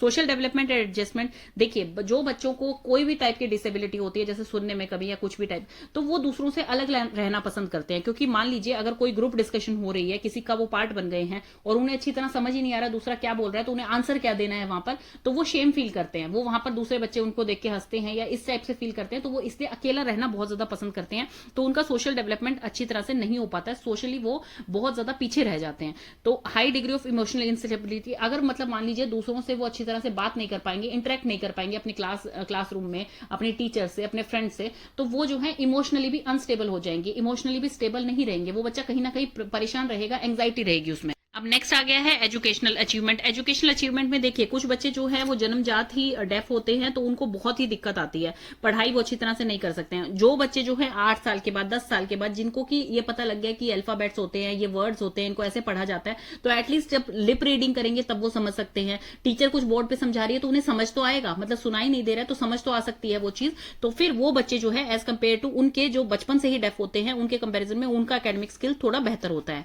चिल्ड्रन एंड एडल्ट जो है जिनको माइल्ड हियरिंग है उनको क्या है, उनको एकेडमिक में इतनी दिक्कत नहीं आती है, जिनको कि कंप्लीट लॉस है वो काफी ज्यादा दिक्कत में रहते हैं। अब बच्चे जो जैसे कि नॉर्मल बच्चा है वो तो अच्छी तरह से अपना मैथ्स भी कर रहा है, क्योंकि जहां कॉन्सेप्ट समझाए जा रहे हैं वहां पे वो बच्चा बहुत अच्छी तरह से आगे जाएगा। लेकिन जो हियरिंग इंपेयरमेंट बच्चा है वो इतनी अच्छी तरह से आगे नहीं जा पाएगा, जहां पे लॉजिक समझा रही है टीचर, या जहां पे वो प्रैक्टिकली बता रही है आपको कि ये इस कारण से होता है, ये इस कारण से होता है, क्योंकि आप सुन ही नहीं पा रहे हैं, आपको समझ नहीं आ रही है वो चीज। बच्चे जो है एकेडमिक में सब्जेक्ट्स में पीछे रह सकते हैं, लेकिन मान लीजिए कोई लैंग्वेज है, कोई आर्ट्स की बात हो रही है यहाँ पर, तो उन चीजों में वो हो सकता है नॉर्मल बच्चों के कंपेरिजन में भी काफी अच्छे हों। कम्युनिकेशन एबिलिटीज में आ जाता है। कम्युनिकेशन एबिलिटी में क्या है, जैसे कि अब नॉर्मल पर्सन है, नॉर्मल पर्सन नॉर्मल पिच में बात करेगा क्योंकि उसको सुनाई भी नॉर्मली देता है। अब किसी बच्चे को जो है बहुत कम सुनाई दे रहा है तो वो तेज आवाज में बात करेगा, उसको यही लगेगा कि दूसरे को भी कम सुनाई दे रहा होगा, तो वो एक्सपेक्ट भी दूसरे से यही करता है कि वो भी तेज आवाज में बोले। तो नॉर्मल पर्सन जो है इजीली कम्युनिकेट उनके साथ करना पसंद नहीं करते हैं, क्योंकि वो उनकी पिच तेज होती है और वो तेज आवाज सुनना पसंद करते हैं।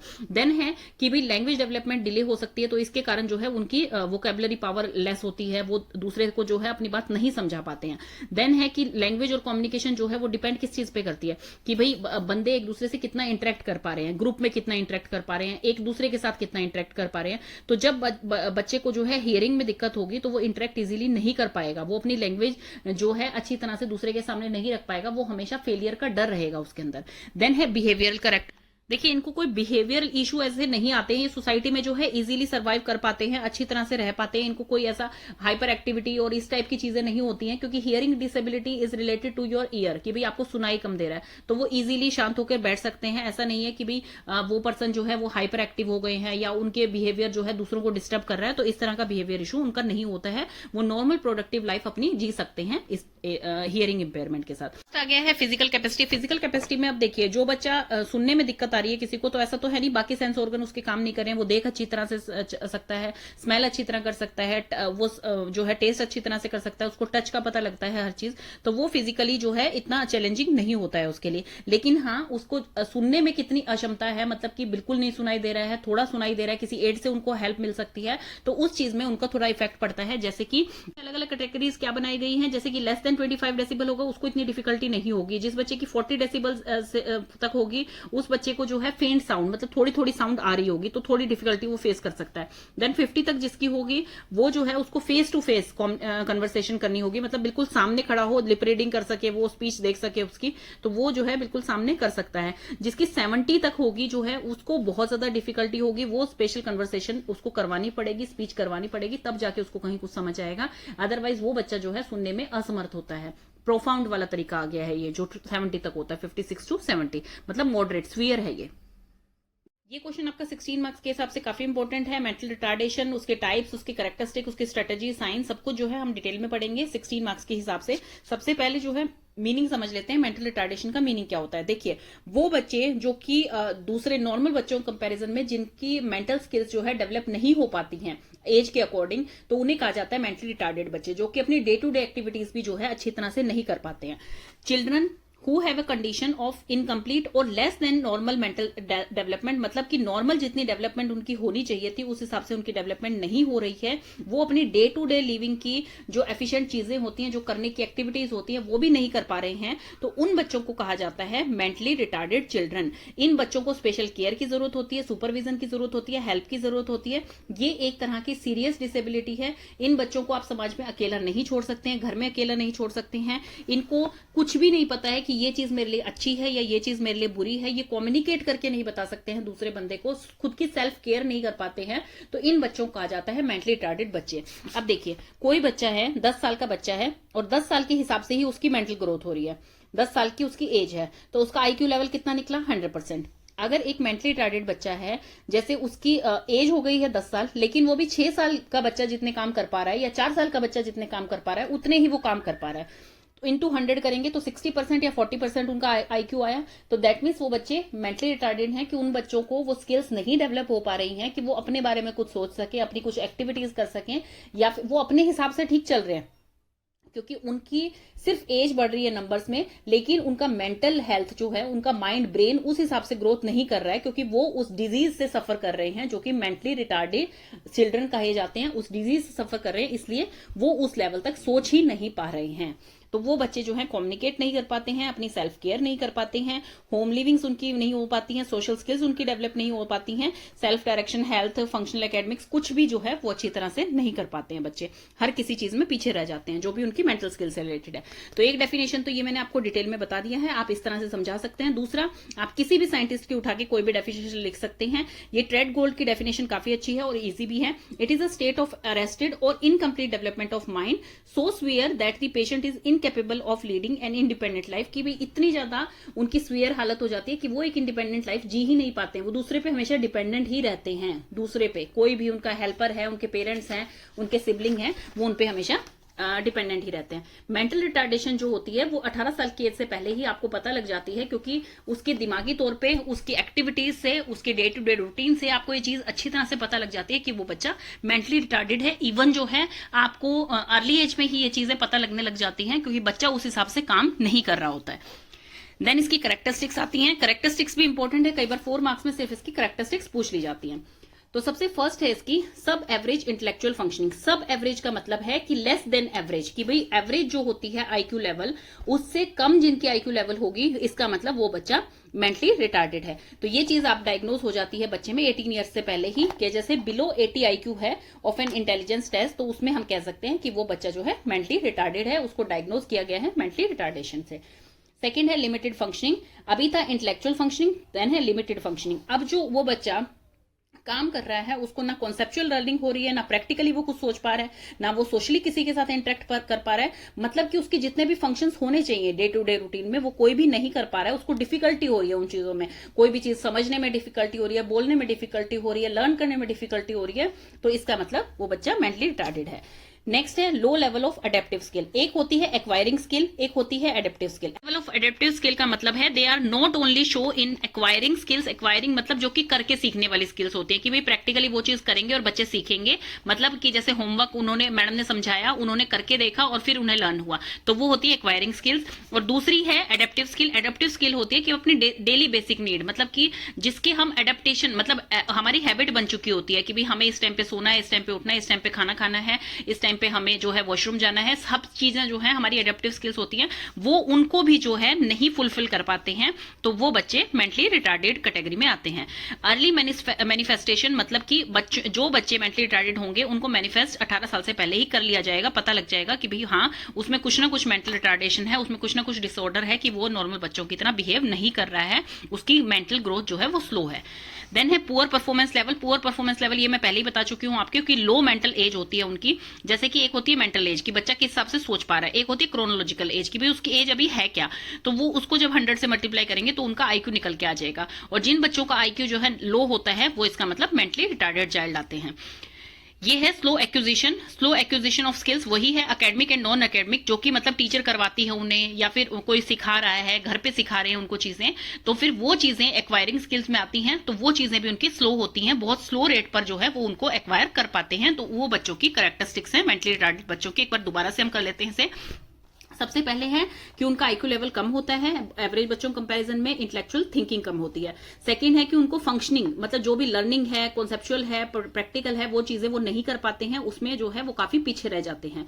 फिर उसके बाद है कि वो अपनी एक्वायरिंग स्किल्स को और एडेप्टिव स्किल्स को जो है डेवलप नहीं कर पाते हैं, कम रह जाती है उनमें वो चीजें, वो जो रोजमर्रा की चीजें हैं वो भी अपने आप से नहीं कर पाते हैं। अर्ली मैनिफेस्टेशन मतलब कि उनकी 18 साल से पहले ही उनका पता लग जाता है कि बच्चे मेंटली रिटार्डेड हैं, उनमें कुछ स्लो ग्रोथ दिखने को मिल जाती है कि भाई वो काम नहीं कर पाते हैं जो नॉर्मल बच्चा कर सकता है। पुअर परफॉर्मेंस मतलब कि उसकी आईक्यू निकालना, मेंटल एज और ऊपर वो एज जिस हिसाब से वो काम कर रहा है। अब जैसे 10 साल का बच्चा है और वो काम कर रहा है 4 साल के हिसाब से, तो ऊपर 4 लिखेंगे, नीचे 10 लिखेंगे, नीचे क्रोनोलॉजिकल एज मतलब कि उसकी बच्चे की कितनी एज हुई है इनटू 100, तो वो आपका आईक्यू निकल के आ जाएगा। देन है स्लो एक्विजिशन, मतलब एक्विजिशन भी उनकी कम होती है। एकेडमिक है जो नॉन एकेडमिक है, कोई भी चीजें उन्हें धीरे धीरे समझ आती है या फिर कम समझ में आती है। देन है आइडेंटिफिकेशन ऑफ मेंटल रिटार्डेशन। समझ में कैसे आएगा, आइडेंटिफाई कैसे कर पाएंगे आप कि वो बच्चा मेंटली रिटार्डेड है। कि आइडेंटिफिकेशन ऑफ मेंटल रिटार्डेशन कैसे होगी, सबसे पहले डेवलपमेंट क्राइटेरिया बच्चे को यहाँ पर देखा जाएगा, कैसे उसको आइडेंटिफाई किया जाए कि वो बच्चा मेंटली रिटार्डेड है या नहीं है। तो सबसे पहले डेवलपमेंट क्राइटेरिया, इसमें सब कुछ कंसिडर किया जाएगा कि बच्चे ने बैठना कब शुरू किया था, क्रॉल करना कब शुरू किया था, कब बच्चा खड़े होने लग गया था, कब वॉक करने लग गया था, कब जो है उसने बातें शुरू कर दी थी। तो हर चीज जो है इसमें कंसिडर होगी कि उसकी डेवलपमेंट कैसे हो रही है एज के अकॉर्डिंग। अगर वो चीज उनकी एज के अकॉर्डिंग पीछे चल रही हैं, कम चल रही हैं, तो फिर इसका मतलब वो बच्चा जो है मेंटली रिटार्डेड हो सकता है। देन है सोशल एडजस्टमेंट, कि बच्चा जो है कितना सोशली एडजस्ट कर पा रहा है अपने आप को, मतलब कितना कम्युनिकेट कर पा रहा है, कितनी अपनी बातों को रख पा रहा है, दूसरे पर्सन की उसे जरूरत ना पड़े और अपनी बात को वो दूसरे को समझा दे या फिर अपनी नीड्स को पूरा कर सके, वो चीजें इसमें देखी जाएंगी। अगर बच्चा जो है इसमें अपनी नीड्स पूरी खुद नहीं कर पा रहा है विदाउट एनी हेल्प, तो इसका मतलब वो बच्चा मेंटली रिटार्डेड हो सकता है। देन है लर्निंग एबिलिटी। लर्निंग एबिलिटी का मतलब है कि इसमें बच्चा जो है अपनी जो भी उसकी लर्निंग एबिलिटी होती है, जो भी उसे एक्वायर करनी चाहिए स्किल्स, वो नहीं कर पा रहा है, उसमें फेल हो रहा है, तो ये भी एक आइडेंटिफिकेशन सिम्टम है। देन है एकेडमिक अचीवमेंट। एकेडमिक अचीवमेंट का मतलब कि टीचर जो उस बच्चे को पढ़ा रही है एकेडमिकली, वो उसमें जो है वेरी स्लो, बहुत स्लो चल रहा है, क्योंकि उसकी जो रिटेंशन पावर है, अंडरस्टैंडिंग एबिलिटी है, वो बहुत कम है, उसे समझ ही नहीं आ रहा है वो चीजें, तो इसमें भी हम कंसिडर कर सकते हैं। देन है मेडिकल एग्जामिनेशन, कि भाई उनका नॉर्मल मेडिकल एग्जामिनेशन हो, कि फेस देख के जब उनका पता लगाते हैं कि उनका एक वेकेंट लुक दिखता है, मतलब कि उन्हें कुछ नहीं आ रहा होता, ये दिखता है कि वो कुछ नहीं समझ रहे हैं कि हम उनसे कुछ पूछने वाले हैं, उनका फेस देख के ये लगता है बिल्कुल वेकेंट है।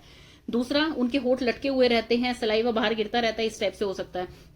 अनयूजुअल लार्ज हेड, उनका हेड लार्ज हो सकता है, तो इस तरह के कुछ मतलब देखने से ही, आइडेंटिफाई करने से, मेडिकल उनका फेस देखने से ही जो चीजें हम पता कर सकते हैं। देन प्रॉपर स्क्रीनिंग है। प्रॉपर स्क्रीनिंग में फर्स्ट जो आता है, जो सेजियन थे, ये इन्होंने एक ट्रे बनाई थी, जिसमें ट्रे में जो है इन्होंने 10 बोर्ड रखे थे डिफरेंट डिफरेंट साइज के, और डिफरेंट डिफरेंट शेल्फ में वो उन्हें अरेंज करना था। तो वो क्या करते थे कि उस ट्रे को लेके आते थे और वो सारे के सारे जो भी उन्होंने बोर्ड थे वो निकाल देते थे बच्चे के सामने, और बच्चे को वो अरेंज करने होते थे दोबारा अकॉर्डिंग टू देयर साइज, और उनके अकॉर्डिंग उन्हें रखना होता था। ये 3 बार रिपीट करवाते थे वो, फिर वो देखते थे, इससे आइडेंटिफाई करते थे।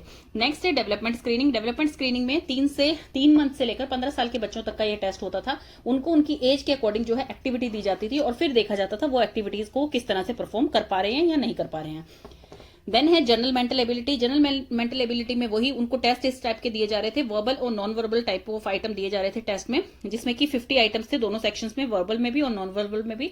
एमसीक्यूज टाइप क्वेश्चन होते थे, और इनको पर्टिकुलरली एक टाइम दिया जाता था, और फिर वो कितना परफॉर्म कर पा रहे हैं उसमें, तो ये भी एक उनका आइडेंटिफिकेशन टेस्ट होता था। नेक्स्ट आपका आ गया है कॉजेज। उससे पहले देखिए मेंटल रिटार्डेशन की एज क्या है। मेंटल रिटार्डेशन की जो एज है वो राइज करती है जैसे जैसे आपकी उम्र बढ़ती जाएगी, तो उस हिसाब से जो है आपकी मेंटल एबिलिटी पता कर सकते हैं कि भाई दिख सकती है वो। और वो पीक पे कब रीच करती है, जब बच्चा जो है 14 से 18 साल के बीच होता है, तब वो अच्छी तरह से पता लग जाता है कि ये बच्चा मेंटली रिटार्डेड है, इसमें कुछ ना कुछ दिक्कत है, जो ये अपने आप की डे टू डे एक्टिविटीज भी नहीं कर पा रहा है, इसे कुछ समझ नहीं आ रहा है, ये कम्युनिकेट नहीं कर पा रहा है, तो वो सारी चीजें दिख जाती हैं। देन आते हैं कॉजेज। फिर आगे हैं आपके causes of mental retardation. Causes में कौन से आएंगे, सबसे पहले है एंडोजीनियस कॉजेज। एंडो का मतलब होता है विद इन, मतलब आपकी बॉडी के अंदर। Endogenous literally means originating with in the body of the organism, जो बच्चा है उसकी बॉडी के अंदर ही हो रहे हैं। और ये कैसे होते हैं, ये आपके जेनेटिकली हो सकते हैं, हेरिडिट्रिकल हो सकते हैं, मतलब कि पेरेंट्स से एक जनरेशन से दूसरी जनरेशन में ऐसे जीन्स जा रहे हैं कि बच्चा जो है उसमें थिंकिंग पावर उसकी कम हो गई है, या वो मेंटली रिटार्डेड हो गया, मतलब ये हेरिडिट्री पे डिपेंड है। सेकंड आपके आते हैं एक्सोजीनियस। एक्सोजीनियस मतलब होते हैं कि सेकेंडरी, जो कि आपके एक्वायर किए गए हैं या एनवायरमेंटल कोजेस की वजह से हुए हैं। जैसे कि इसमें क्या है, न्यूट्रिशन आ गया है, कि बच्चा प्रेगनेंसी के दौरान माँ को खाना अच्छी तरह से नहीं मिला है, तो उस वजह से बच्चे का मेंटल लेवल लो हो गया। फिजिकल कोई ट्रॉमा अटेम्प्ट हो गया था, कि जैसे प्रेग्नेंट मदर है उसके साथ कोई दिक्कत हो गई थी, तो उसके फिटस पे इफेक्ट पड़ गया। ब्लड इनकम्पेटिबिलिटी, कि भाई जो इनकम्पेटिबिलिटी होती है, जैसे मैटरनल या फिटल ब्लड के बीच में कोई इनकम्पेटिबिलिटी हो गई है, कोई जैसे कि बच्चे को जॉन्डिस हो गया है, कोई भी चीज ऐसी हो गई है इंटरनल, तो उस वजह से बच्चे के ये मेंटल डिसऑर्डर हो गया। टॉक्सिक एजेंट मतलब माँ के द्वारा कोई भी चीज ऐसी ली गई कि बच्चे पे, एम्ब्रियो पे उसका इफेक्ट पड़ गया और उसकी मेंटल डेवलपमेंट कम हो गई। या फिर कंजप्शन ऑफ ड्रग और अल्कोहल, कोई ऐसी चीज माँ के द्वारा ली गई प्रेगनेंसी के दौरान कि बच्चा जो है परमानेंट मेंटल रिटार्डेड हो गया, आफ्टर द बर्थ के बाद प्रॉपर मेंटली रिटार्डेड हो गया। देन है कोई इन्फेक्शियस डिजीज। कोई इन्फेक्शियस डिजीज अगर मदर को हो जाती है प्रेगनेंसी के दौरान, तो उससे भी फिजिकल एंड मेंटल हेल्थ पे असर पड़ता है, जो फिटस होता है उसकी। रेडियो एक्टिव, मतलब कोई भी रेडियो एक्टिव सब्सटेंस, जैसे कि कोई भी रेज ऐसी हैं जो रेडियो एक्टिविटी। नेक्स्ट आपका आगे है रेडियो एक्टिविटी। रेडियो एक्टिविटी जैसे कि बोला जाता है प्रेग्नेंट वुमेन को जो है आप एक्सरे रूम के अंदर बच जाइए, ये रेज आपके लिए खतरनाक है, तो इस तरह की रेज जो होती है वो फिटस पे इफेक्ट डाल सकती है, उनके क्रोमोसोम जो है उनको ब्रेक कर सकती है, तो इससे बच्चा जो है मेंटली रिटार्डेड हो जाता है। नेक्स्ट आपका मेन रीजन आ गया है पेरीनेटल कॉजेज। पेरीनेटल कॉजेज में होता है जैसे कि premature birth. Premature birth से क्या होता है, large number of people born prematurely are mentally retarded. जो बच्चे जल्दी पैदा हो जाते हैं किसी रीजन के कारण, जैसे प्रेगनेंसी में कोई दिक्कत आ रही है, फिटस में कोई दिक्कत आ रही है, तो डॉक्टर एकदम इमरजेंसी आपको बोल देता है कि अभी आप डिलीवरी करनी पड़ेगी या हो जाती है, तो उसमें क्या होता है बच्चों पे मेंटल हेल्थ पे इशू पड़ता है उनके। देन है ट्रोमेटिक बर्थ इंजरीज, जैसे कि बर्थ इंजरीज हो जाती हैं, जो जैसे कि पैदा होते टाइम बच्चों की कोई इंजरी हो जाती है, तो उससे भी जो बच्चे हैं वो मेंटली रिटार्डेड हो सकते हैं। Complication during delivery. Delivery delivery के टाइम कोई कॉम्प्लिकेशन आ जाती है कि भाई एकदम किसी चीज की इमरजेंसी हो जाती है, कोई भी दिक्कत हो जाती है, तो उससे भी बच्चा जो है बच्चे की मेंटल हेल्थ पे असर पड़ सकता है। देन है पोस्टनेटल। अभी तक प्रीनेटल पढ़ा था कि मतलब जो तुरंत हो जाता है बच्चे को पैदा होते ही या पैदा होने से पहले ही उनको हो जाता है। अब है पोस्टनेटल कि भाई उनको पैदा होने के बाद क्या दिक्कत आती है। पोस्टनेटल में इन्फेक्शियस है, मतलब ब्रेन इन्फेक्शन कोई ऐसी हो गई जो कि परमानेंट ब्रेन डैमेज कर दिया उसने बच्चे का। स्वेयर मालफंक्शन की deficiency in any particular diet, कोई भी डाइट ऐसी है जो बच्चा नहीं ले रहा है शुरू से ही, पैदा होने से ही उनको कोई डाइट नहीं मिल रही है प्रॉपर कि भाई कोई विटामिन है, कोई मिनरल है, कोई चीज नहीं मिल रही है, तो उससे भी बच्चा जो है लॉन्ग टर्म में जाके मेंटली रिटार्डेड हो सकता है। ब्रेन इंजरी हो गई है, कोई भी इंजरी हो गई है, कोई एक्सीडेंट ऐसा हो गया है, या जैसे गन शॉट इस पे है, गन शॉट वाउंड कुछ भी चीज है, या गिर गए हैं कहीं ऊंचाई से, या कुछ भी चीज है जिससे कि ब्रेन में उनकी इंजरी हो गई है, तो उससे बच्चा मेंटली रिटार्डेड हो सकता है। होम एंड फैमिली बैकग्राउंड की, फैमिली बैकग्राउंड कैसा है, इंटेलेक्चुअल लेवल कैसा चल रहा है, मेंटल लेवल कैसा चल रहा है घर का, तो उस पे वो भी बच्चे पे असर डाल सकता है। सोशल डिप्रीवेशन से भी हो सकता है। सोसाइटी में अगर बहुत टाइम से बच्चा जो है वो बड़ा डिप्रेस रह रहा है, नहीं अपने आप को वहां पर सेफ महसूस कर रहा है, या पॉजिटिविटी उसे मिल रही है, तो उस कारण से बच्चा हो सकता है। जनरल हेल्थ से भी जो है बच्चे को मेंटल रिटार्डेशन हो सकती है। जैसे mental and physical health are most important time found associated, ये दोनों एक साथ चलती हैं। अगर पुअर फिजिकल हेल्थ है बंदे की, तो धीरे धीरे उसकी सोचने की क्षमता और उसके ऐसे मेंटल शॉक्स लग सकते हैं कि भाई उसकी मेंटल थिंकिंग जो है वो परमानेंटली डिस्ट्रॉय हो सकती है या टेम्परेरी डिस्ट्रॉय हो सकती है, तो ये भी एक कारण होता है। और ऐसे ही कल्चरल फैक्टर भी इसका कारण होता है। तो ये हमने कॉजेज पढ़ लिए हैं इसके।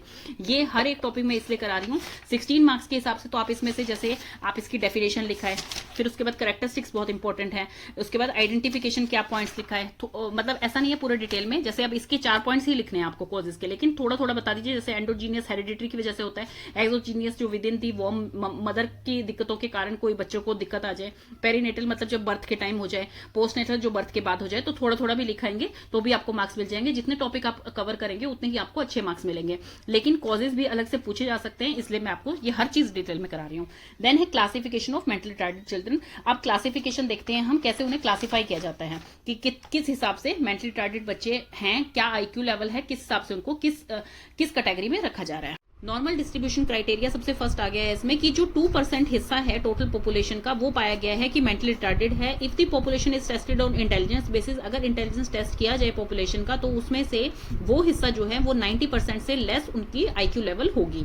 सोशल डिप्रीवेशन क्राइटेरिया क्या होता है, जैसे कि ये डॉट बना रखा है, ये वो चाइल्ड है एंड ये सोसाइटी है, तो सोसाइटी से वो बच्चा बहुत दूर रहा है, उसको उनके कल्चर के बारे में, उसके एनवायरमेंट के बारे में कुछ भी पता नहीं है। जब उस बच्चे को इस सोसाइटी में लाया जाएगा, इसके टच में लाया जाएगा, तो वो अपने आपको जो है अलग थलग महसूस करेगा, वो इसमें एडजस्ट नहीं हो पाएगा, तो वो भी जो है आपकी मेंटल रिटार्डेशन को बढ़ावा देती है। मेडिकल क्राइटेरिया क्या है, जो मेडिकल पर्सनल है, फिजिशियन है, वो भी कुछ क्राइटेरिया ऐसे बताते हैं जिसके बेसिस पे जो है मेंटल डिसऑर्डर्स हो सकते हैं, जैसे कि जेनेटिक और एनवायरमेंटल रीजन होता है कि भाई कोई चीज पेरेंट्स से ही आगे ट्रांसफर हुई हो।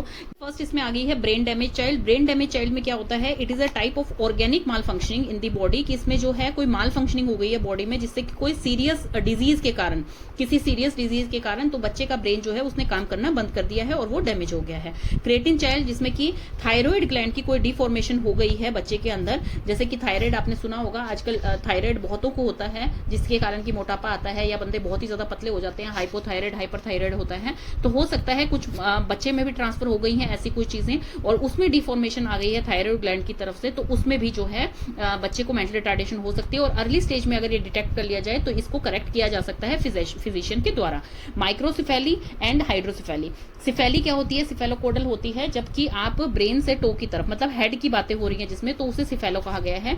तो हेड ऑफ द चाइल्ड जो होता है वो बहुत ही स्मॉल हो जाता है माइक्रोसिफेली में, और हाइड्रो में क्या होता है वो बहुत ही लार्ज हो जाता है। तो वो क्या करते हैं, वो सेरिब्रोस्पाइनल फ्लूइड जो होता है वो ब्रेन तक नहीं पहुंचा पाते, तो इस कारण से बच्चे में मेंटल रिटार्डेशन हो जाती है। देन है सेरिब्रल प्लेसी। सेरिब्रल प्लेसी का मतलब है कि जब अनकंट्रोल आपके एक्शंस होते हैं मसल के, कुछ मसल्स ऐसी होती है जिनकी एक्शंस जो है आपके कंट्रोल से बाहर चले जाते हैं, तो उसके कारण भी मेंटल रिटार्डेशन हो सकता है, क्योंकि वो आपके कंट्रोल से बाहर हैं, आप उन्हें एडजस्ट अपने अकॉर्डिंग नहीं कर पाते हैं उन मसल्स को। मोनोग्लोइड्स कौन से वो बच्चे होते हैं, जो कि देखिए बहुत ही ज्यादा फ्रेंडली होते हैं, बहुत ही ज्यादा हम्बल होते हैं, मतलब उन्हें कहा गया है काउ ऑफ द कोड, कि भाई इतना सिंपल बिहेव होता है उनका कि वो किसी की भी बात इजीली मान लेते हैं, गाय की तरह सीधे होते हैं, किसी को जो भी कुछ कोई कहता है उसकी बात को मान लिया, कुछ देता है उसको ले लिया, तो मतलब बहुत ही शरीफ बच्चे होते हैं। इनका आईक्यू लेवल जो होता है वो 50 से 70 के बीच में होता है। ये मॉडरेटली मेंटल रिटार्डेड बच्चे होते हैं। देन है फिनाइलकेटोनिन, ये जो है ये एक तरह का जो है प्रोटीन है जिसको मेटाबोलाइज करने में फेल हो जाती है बॉडी, तो इस कारण से जो है वो ब्लड सर्कुलेशन उनकी जो ब्रेन में होता है वो डैमेज हो जाता है और इसी कारण मेंटल रिटार्डेशन हो जाती है क्योंकि वो टॉक्सिक बन जाता है। देन आईक्यू क्राइटेरिया जो है वो 4 भागों में बांटा गया है। नॉर्मल बच्चे का, जो नॉर्मल बच्चा होता है उसमें आईक्यू क्राइटेरिया होता है 90 से लेकर 110 तक। जो बॉर्डर लाइन होते हैं या डल बच्चे कहलाए जाते हैं वो होते हैं 70 to 90 के बीच में। मोरॉन्स जो होते हैं, जो फेबल माइंडेड होते हैं, वो 50 से 70, जो कि आपने पढ़ा था मोनोग्लोइड्स, जो कि बहुत ही ज्यादा मतलब उनको ये समझ ही नहीं आता कि क्या मेरे लिए अच्छा है क्या मेरे लिए बुरा है, तो वो बच्चे आते हैं 50 to 70। देन आते हैं इम्बिसाइल में क्या होता है 25 से 50। और देन इडियट्स जो कि सबसे लो में आ जाते हैं, वो होते हैं जिनका आईक्यू 25 से भी कम होता है। तो ये आपके थे कि आपने का आईक्यू के बेसिस पे बता रखा है। इसमें सबसे पहले आते हैं बॉर्डर लाइन जो होते हैं, जिन्हें डलर्स भी बोला जाता है। ये नॉर्मल बच्चों के जैसे ही दिखते हैं, इसमें कुछ ज्यादा डिफरेंस नहीं होता है। ये बच्चे जो हैं ये अपनी एज के अकॉर्डिंग थोड़ा सा यंगर बिहेव करते हैं, मतलब जैसे अगर 10 साल के हैं तो 8 साल के बच्चे की तरह ये बिहेव करेंगे। थिंकिंग और प्लानिंग इनकी थोड़ी पुअर होती है, डेमोन्स्ट्रेट नहीं कर पाते, इनिशिएट नहीं कर सकते हैं किसी चीज को। एवरीथिंग सब कुछ नॉर्मल होता है, लेकिन इनकी स्पीड स्लो होती है, जैसे लिखने में थोड़े स्लो होंगे, बोलने में थोड़े स्लो होंगे, समझने में स्लो होंगे, इस तरह के बच्चे होते हैं। ये नॉर्मल क्लासरूम्स में बच्चों के साथ पढ़ते हैं, जैसे इंक्लूसिव क्लासरूम्स होते हैं सबके साथ ये नॉर्मली पढ़ते हैं, तो इस टाइप के बच्चे होते हैं। इनके जो कैरेक्टरिस्टिक्स होते हैं, जैसे कि इनके फिजिकल फीचर्स वगैरह, इसमें कुछ भी आप पता नहीं लगा पाएंगे कि भाई नॉर्मल चाइल्ड है या फिर इसमें कुछ मेंटल रिटार्डेशन है या आईक्यू लेवल इसका कम है। कोई ऐसे स्पेशल फिजिकल फीचर नहीं होते हैं इसके। नेक्स्ट आता है इनकी स्कूल परफॉर्मेंस में ये थोड़े से कम इंटरेस्टेड होते हैं, जैसे पढ़ाई में कम इंटरेस्टेड होते हैं, डिस्करेज हो जाते हैं बहुत जल्दी। तो इस तरह से इनको चीजें जैसे रीडिंग राइटिंग इन चीजों में थोड़ी सी प्रॉब्लम आती है, तो मतलब ये अपने आप को वहां पर जो है एक सेटिस्फैक्टरी फीलिंग इनके अंदर नहीं आती है। देन है सोसाइटी में जो ये बच्चे हैं नॉर्मल की तरह ही रहते हैं, बहुत ट्रस्टवर्दी फ्रेंड होते हैं ये। और ये बच्चे जो हैं जैसे अर्ली स्कूल एज में ही ये बच्चे क्या बन जाते हैं, प्रॉब्लमेटिक फील करने लग जाते हैं कि भाई मुझे ये चीज समझ नहीं आ रही है, मुझे ये नहीं हो रहा है, मतलब इनमें दिमाग तो है लेकिन थोड़े से कम लेवल पर चलता है वो। देन डलनेस का मतलब है यहाँ पर ये अलर्ट होते हैं, सेल्फ कॉन्फिडेंट भी होता है इनके अंदर, एक्टिव भी रहते हैं फैमिली के अंदर, फ्रेंड के अंदर, स्कूल्स के अंदर। लेकिन इनके अंदर कहीं ना कहीं कोई प्रॉब्लम होती है, जैसे इमोशनल प्रॉब्लम है, एंग्जाइटी के कारण है, हाइपरटेंशन है, कुछ ऐसी चीजें इनके अंदर होती हैं जिसके कारण की इनके अंदर शूडो डलनेस, मतलब कि एक रियल डलनेस नहीं है, रियल इनके अंदर मेंटल रिटार्डेशन नहीं है, बट किसी हद तक थोड़े से ये हो जाते हैं, मेंटली प्रॉब्लम से रिलेट करते हैं, क्योंकि इनमें हर सोचने की करने की क्षमता जो है बहुत कम हो जाती है। देन है इसके फैक्टर, जो कि फैक्टर क्या शो करते हैं, लेवल ऑफ एस्पिरेशन जो लो रहता है इनमें। रोल ऑफ स्कूल में जैसे इन्हें वो फेवरेबल एनवायरनमेंट में नहीं मिल रहा है अपने अकॉर्डिंग, तो इसलिए लो फील करते हैं। पे बड़ा ध्यान दिया गया है कि मान लीजिए लो इनकम फैमिली है, किसी कारण से किसी वर्ग में पीछे है वो, या कोई भी प्रॉब्लम है उसमें, तो उसका इफेक्ट जो है बच्चे पे भी पड़ता है। देन है nature of occupation and mental retardation. इसमें क्या बताया गया है, मेनली इसका क्या मोटो है, इसका मोटो ये है कि जो लो बॉर्डर लाइन बच्चे होते हैं उनका लो आईक्यू होता है, resulting in low educational level. IQ के कारण वो एजुकेशन में भी इतना अच्छा नहीं कर पाते हैं। एजुकेशन लेवल लो होता है तो उनका ऑक्यूपेशनल लेवल भी लो होता है, मतलब जो भी वो जॉब करते हैं या कोई भी वो काम करते हैं वो भी इतनी अच्छी तरह से नहीं कर पाते हैं। लो ऑक्यूपेशनल लेवल होने के कारण उनके सोशियो इकोनॉमिक जो स्टेटस होता है, दूसरों के साथ जो बातें करने का इंटरेक्शन है या और चीजें हैं, वो भी धीरे धीरे लो हो जाती है, और इसी कारण से वो पुअर इंटेलिजेंस कैटेगरी में आते हैं। देन है उसके बाद मोरॉन्स, और जो फेबल माइंडेड होते हैं वो जो होते हैं उनका आईक्यू जो है 50 to 70 के बीच में होता है। ये भी जो होते हैं ये मेंटली रिटार्डेड आते हैं, लेकिन ये भी कुछ हद तक जो है बॉर्डर लाइन के जैसे ही केसेस दिखते हैं, बहुत ज्यादा इनमें इफेक्ट्स देखने को नहीं मिलते हैं। फर्स्ट इनका कैरेक्टरिस्टिक आ गया है फिजिकल हेल्थ एंड ग्रोथ। इनकी जो फिजिकल हेल्थ होती है, फिजिकल ग्रोथ होती है, वो स्लो होती है। इनकी thinking power, planning initiative, reasoning power सब कुछ स्लो होती है इनकी। तो ये बच्चे जो है नॉर्मल जैसे दिखते हैं देखने में, लेकिन इनकी फिजिकल हेल्थ देख के बता सकते हैं कि इन बच्चों में कुछ ना कुछ कमी होती है। जॉब एडजस्टमेंट ये वही है, जैसे जो इनको जॉब एक्सपेक्ट करते हैं ये अच्छी जॉब मिलेगी, लेकिन इन्हें रेस्ट्रिक्ट कर देती है कुछ स्किल्स की वजह से, इनको वैसी जॉब नहीं मिल पाती है, तो इस कारण से ये इसमें पीछे रह जाते हैं। सोशल बिहेवियर और पर्सनल एडजस्टमेंट, जैसे कि मान लीजिए कुछ फैमिली में प्रॉब्लम है, किसी कारण से ये बच्चे नेग्लेक्ट हो रहे हैं, तो उस कारण से फ्रस्ट्रेट हो जाते हैं, और इसीलिए इनके social and personal physical skills बन नहीं पाते हैं दूसरे बंदों के साथ। नेक्स्ट इसमें आता है कोग्निटिव एबिलिटी। ऐसे ही कोग्निटिव एबिलिटी जो होती है वो इनकी कॉम्प्लेक्स हो जाती है, वो ये सोल्व नहीं कर पाते हैं। तो सोल्व नहीं कर पाते क्योंकि इनकी इंटेलिजेंस लेवल जो है वो लो है, इनकी thinking power, planning power, synthesis, evaluation सब जो है उनकी पावर लो है, तो इसलिए कोग्निटिव एबिलिटी भी इनकी कम होती है। एजुकेशन में भी जो बच्चे हैं ये कम होते हैं एजुकेशन में, क्योंकि इनका बैकग्राउंड उस हिसाब का नहीं होता या इनकी ग्रेस्पिंग पावर उस हिसाब की नहीं होती, तो इसलिए जो है ये वोकैबुलरी में रेस्ट्रिक्ट करते हैं, लिखने में, पढ़ने में, हर चीज में इनको कॉन्सेप्ट समझ नहीं आते हैं, तो इसलिए इनकी परफॉर्मेंस लो रहती है। देन आ गया है आपका एम्बेसाइल। एम्बेसाइल में क्या होता है, ये बच्चे जो होते हैं स्वेयरली मेंटली रिटार्डेड होते हैं, क्योंकि इनका आईक्यू लेवल जो 25 से 50 के बीच है सिर्फ। ये बच्चे जो होते हैं इनको अपनी मतलब नीड्स भी जो है पूरी नहीं कर सकते हैं, इनको ट्रेनिंग दी जाती है उसके लिए, लेकिन फिर भी ये जो कॉम्प्लेक्स नीड होती है अपनी पूरी नहीं कर सकते हैं, सेल्फ सपोर्ट अपना नहीं कर सकते हैं, मतलब अपना खुद का ध्यान भी नहीं रख सकते हैं ये बच्चे। कैरेक्टरिस्टिक्स में क्या जाता है, जैसे इनकी फिजिकल ग्रोथ और डेवलपमेंट क्या है, जैसे ये बच्चे मतलब बैठना, जैसे जो बच्चा 6 महीने में बैठने लग जाता है, ये बच्चे 18 महीने में बैठने लगते हैं। ये बच्चे वॉक और टॉक, जो कि बच्चा 1 साल के अंदर चलना शुरू कर देता है या कुछ कुछ बोलना शुरू कर देता है, ये बच्चे 4 साल में बोलते हैं। स्पीच जो है इनको इनकी डिले होती है 3 इयर्स तक। लैक ऑफ मोटर स्किल्स, ऐसे ही जो है हर चीज इनमें डिले होती चली जाती है। ऐसे इनके फिजिकल कैरेक्टरिस्टिक हैं, ये जो है इनका फेस जो है एबनॉर्मल दिखेगा, इनकी जो है मतलब हर चीज इनकी एबनॉर्मल दिखेगी, इनका हेड का साइज बड़ा होगा, एबनॉर्मल होगा या छोटा दिखेगा, मतलब ये चीजें एबनॉर्मल दिखेंगी। ऐसे इनके सोशल एंड इमोशनल, ये विड्रॉन नेचर के होंगे, मतलब दूसरे पे डिपेंडेंट रहेंगे कि दूसरे के कहने से चलेंगे, अपना इनका कुछ भी चीज डील नहीं कर सकते उसके हिसाब से, दूसरे बंदों की सुपरविजन में ही ये रह सकते हैं, अपने आप से अपनी जरूरतें ये पूरी नहीं कर सकते हैं। देन उसके बाद आते हैं इडियट्स, जो कि होते हैं आपके लेस देन 25।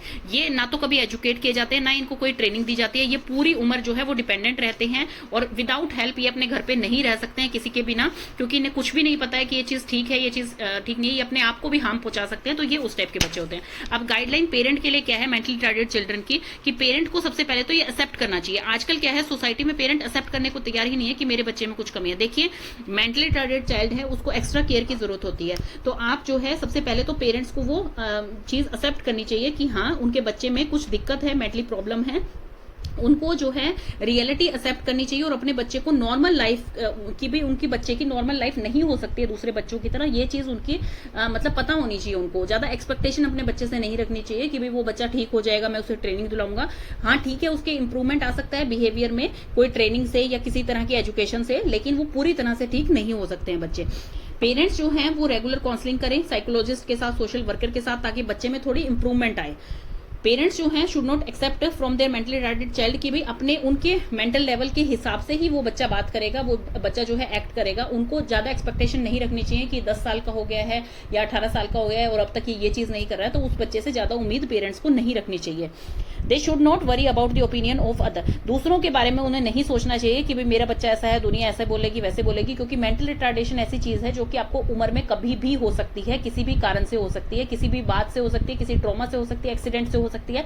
ऐसा नहीं है कि ये कोई जन्मजात बीमारी है। तो इसलिए पेरेंट्स को दूसरों की बातों पर बिल्कुल भी जो है मतलब सोचना ही नहीं चाहिए कि वो मेरे बारे में क्या बोलेगा अगर मेरे बच्चे में ये कमी है। तो parents should take the help of custodial, दूसरों की हेल्प पेरेंट लें बिल्कुल, जिससे कि उनके बच्चे में कुछ बेनिफिट आ सके, कुछ इंप्रूवमेंट हो सके, वो दूसरों की हेल्प ले सकते हैं।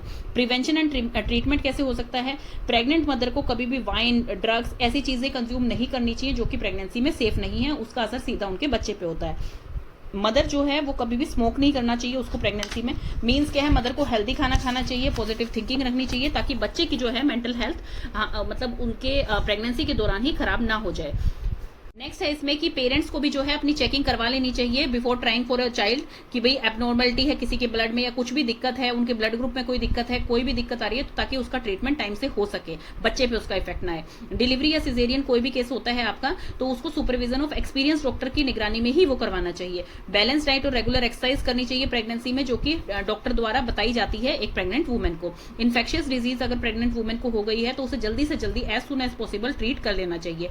और शुरू के जो 8 साल होते हैं बच्चे के लाइफ में, वो सबसे ज्यादा केयरफुल पेरेंट्स को उन पे ध्यान देना चाहिए कि भाई बच्चे की नीड्स कैसे पूरी हो रही हैं, बच्चा कैसे बोल रहा है, कैसे बैठ रहा है, हर चीज पे पेरेंट को ध्यान रखना चाहिए और उनकी जरूरतों के हिसाब से उनको चीज प्रोवाइड करवानी चाहिए। और डॉक्टर को जो है सारी चीजें डिस्कस करनी चाहिए कि शुरू के 8 साल में मेरा बच्चा अभी ये कर रहा है, ये कर रहा है, तो डॉक्टर जो है उनको सारी सलाह अच्छी तरह से दे सके। तो ये सब चीजें पेरेंट करके अपने बच्चे को हेल्दी बना सकते हैं।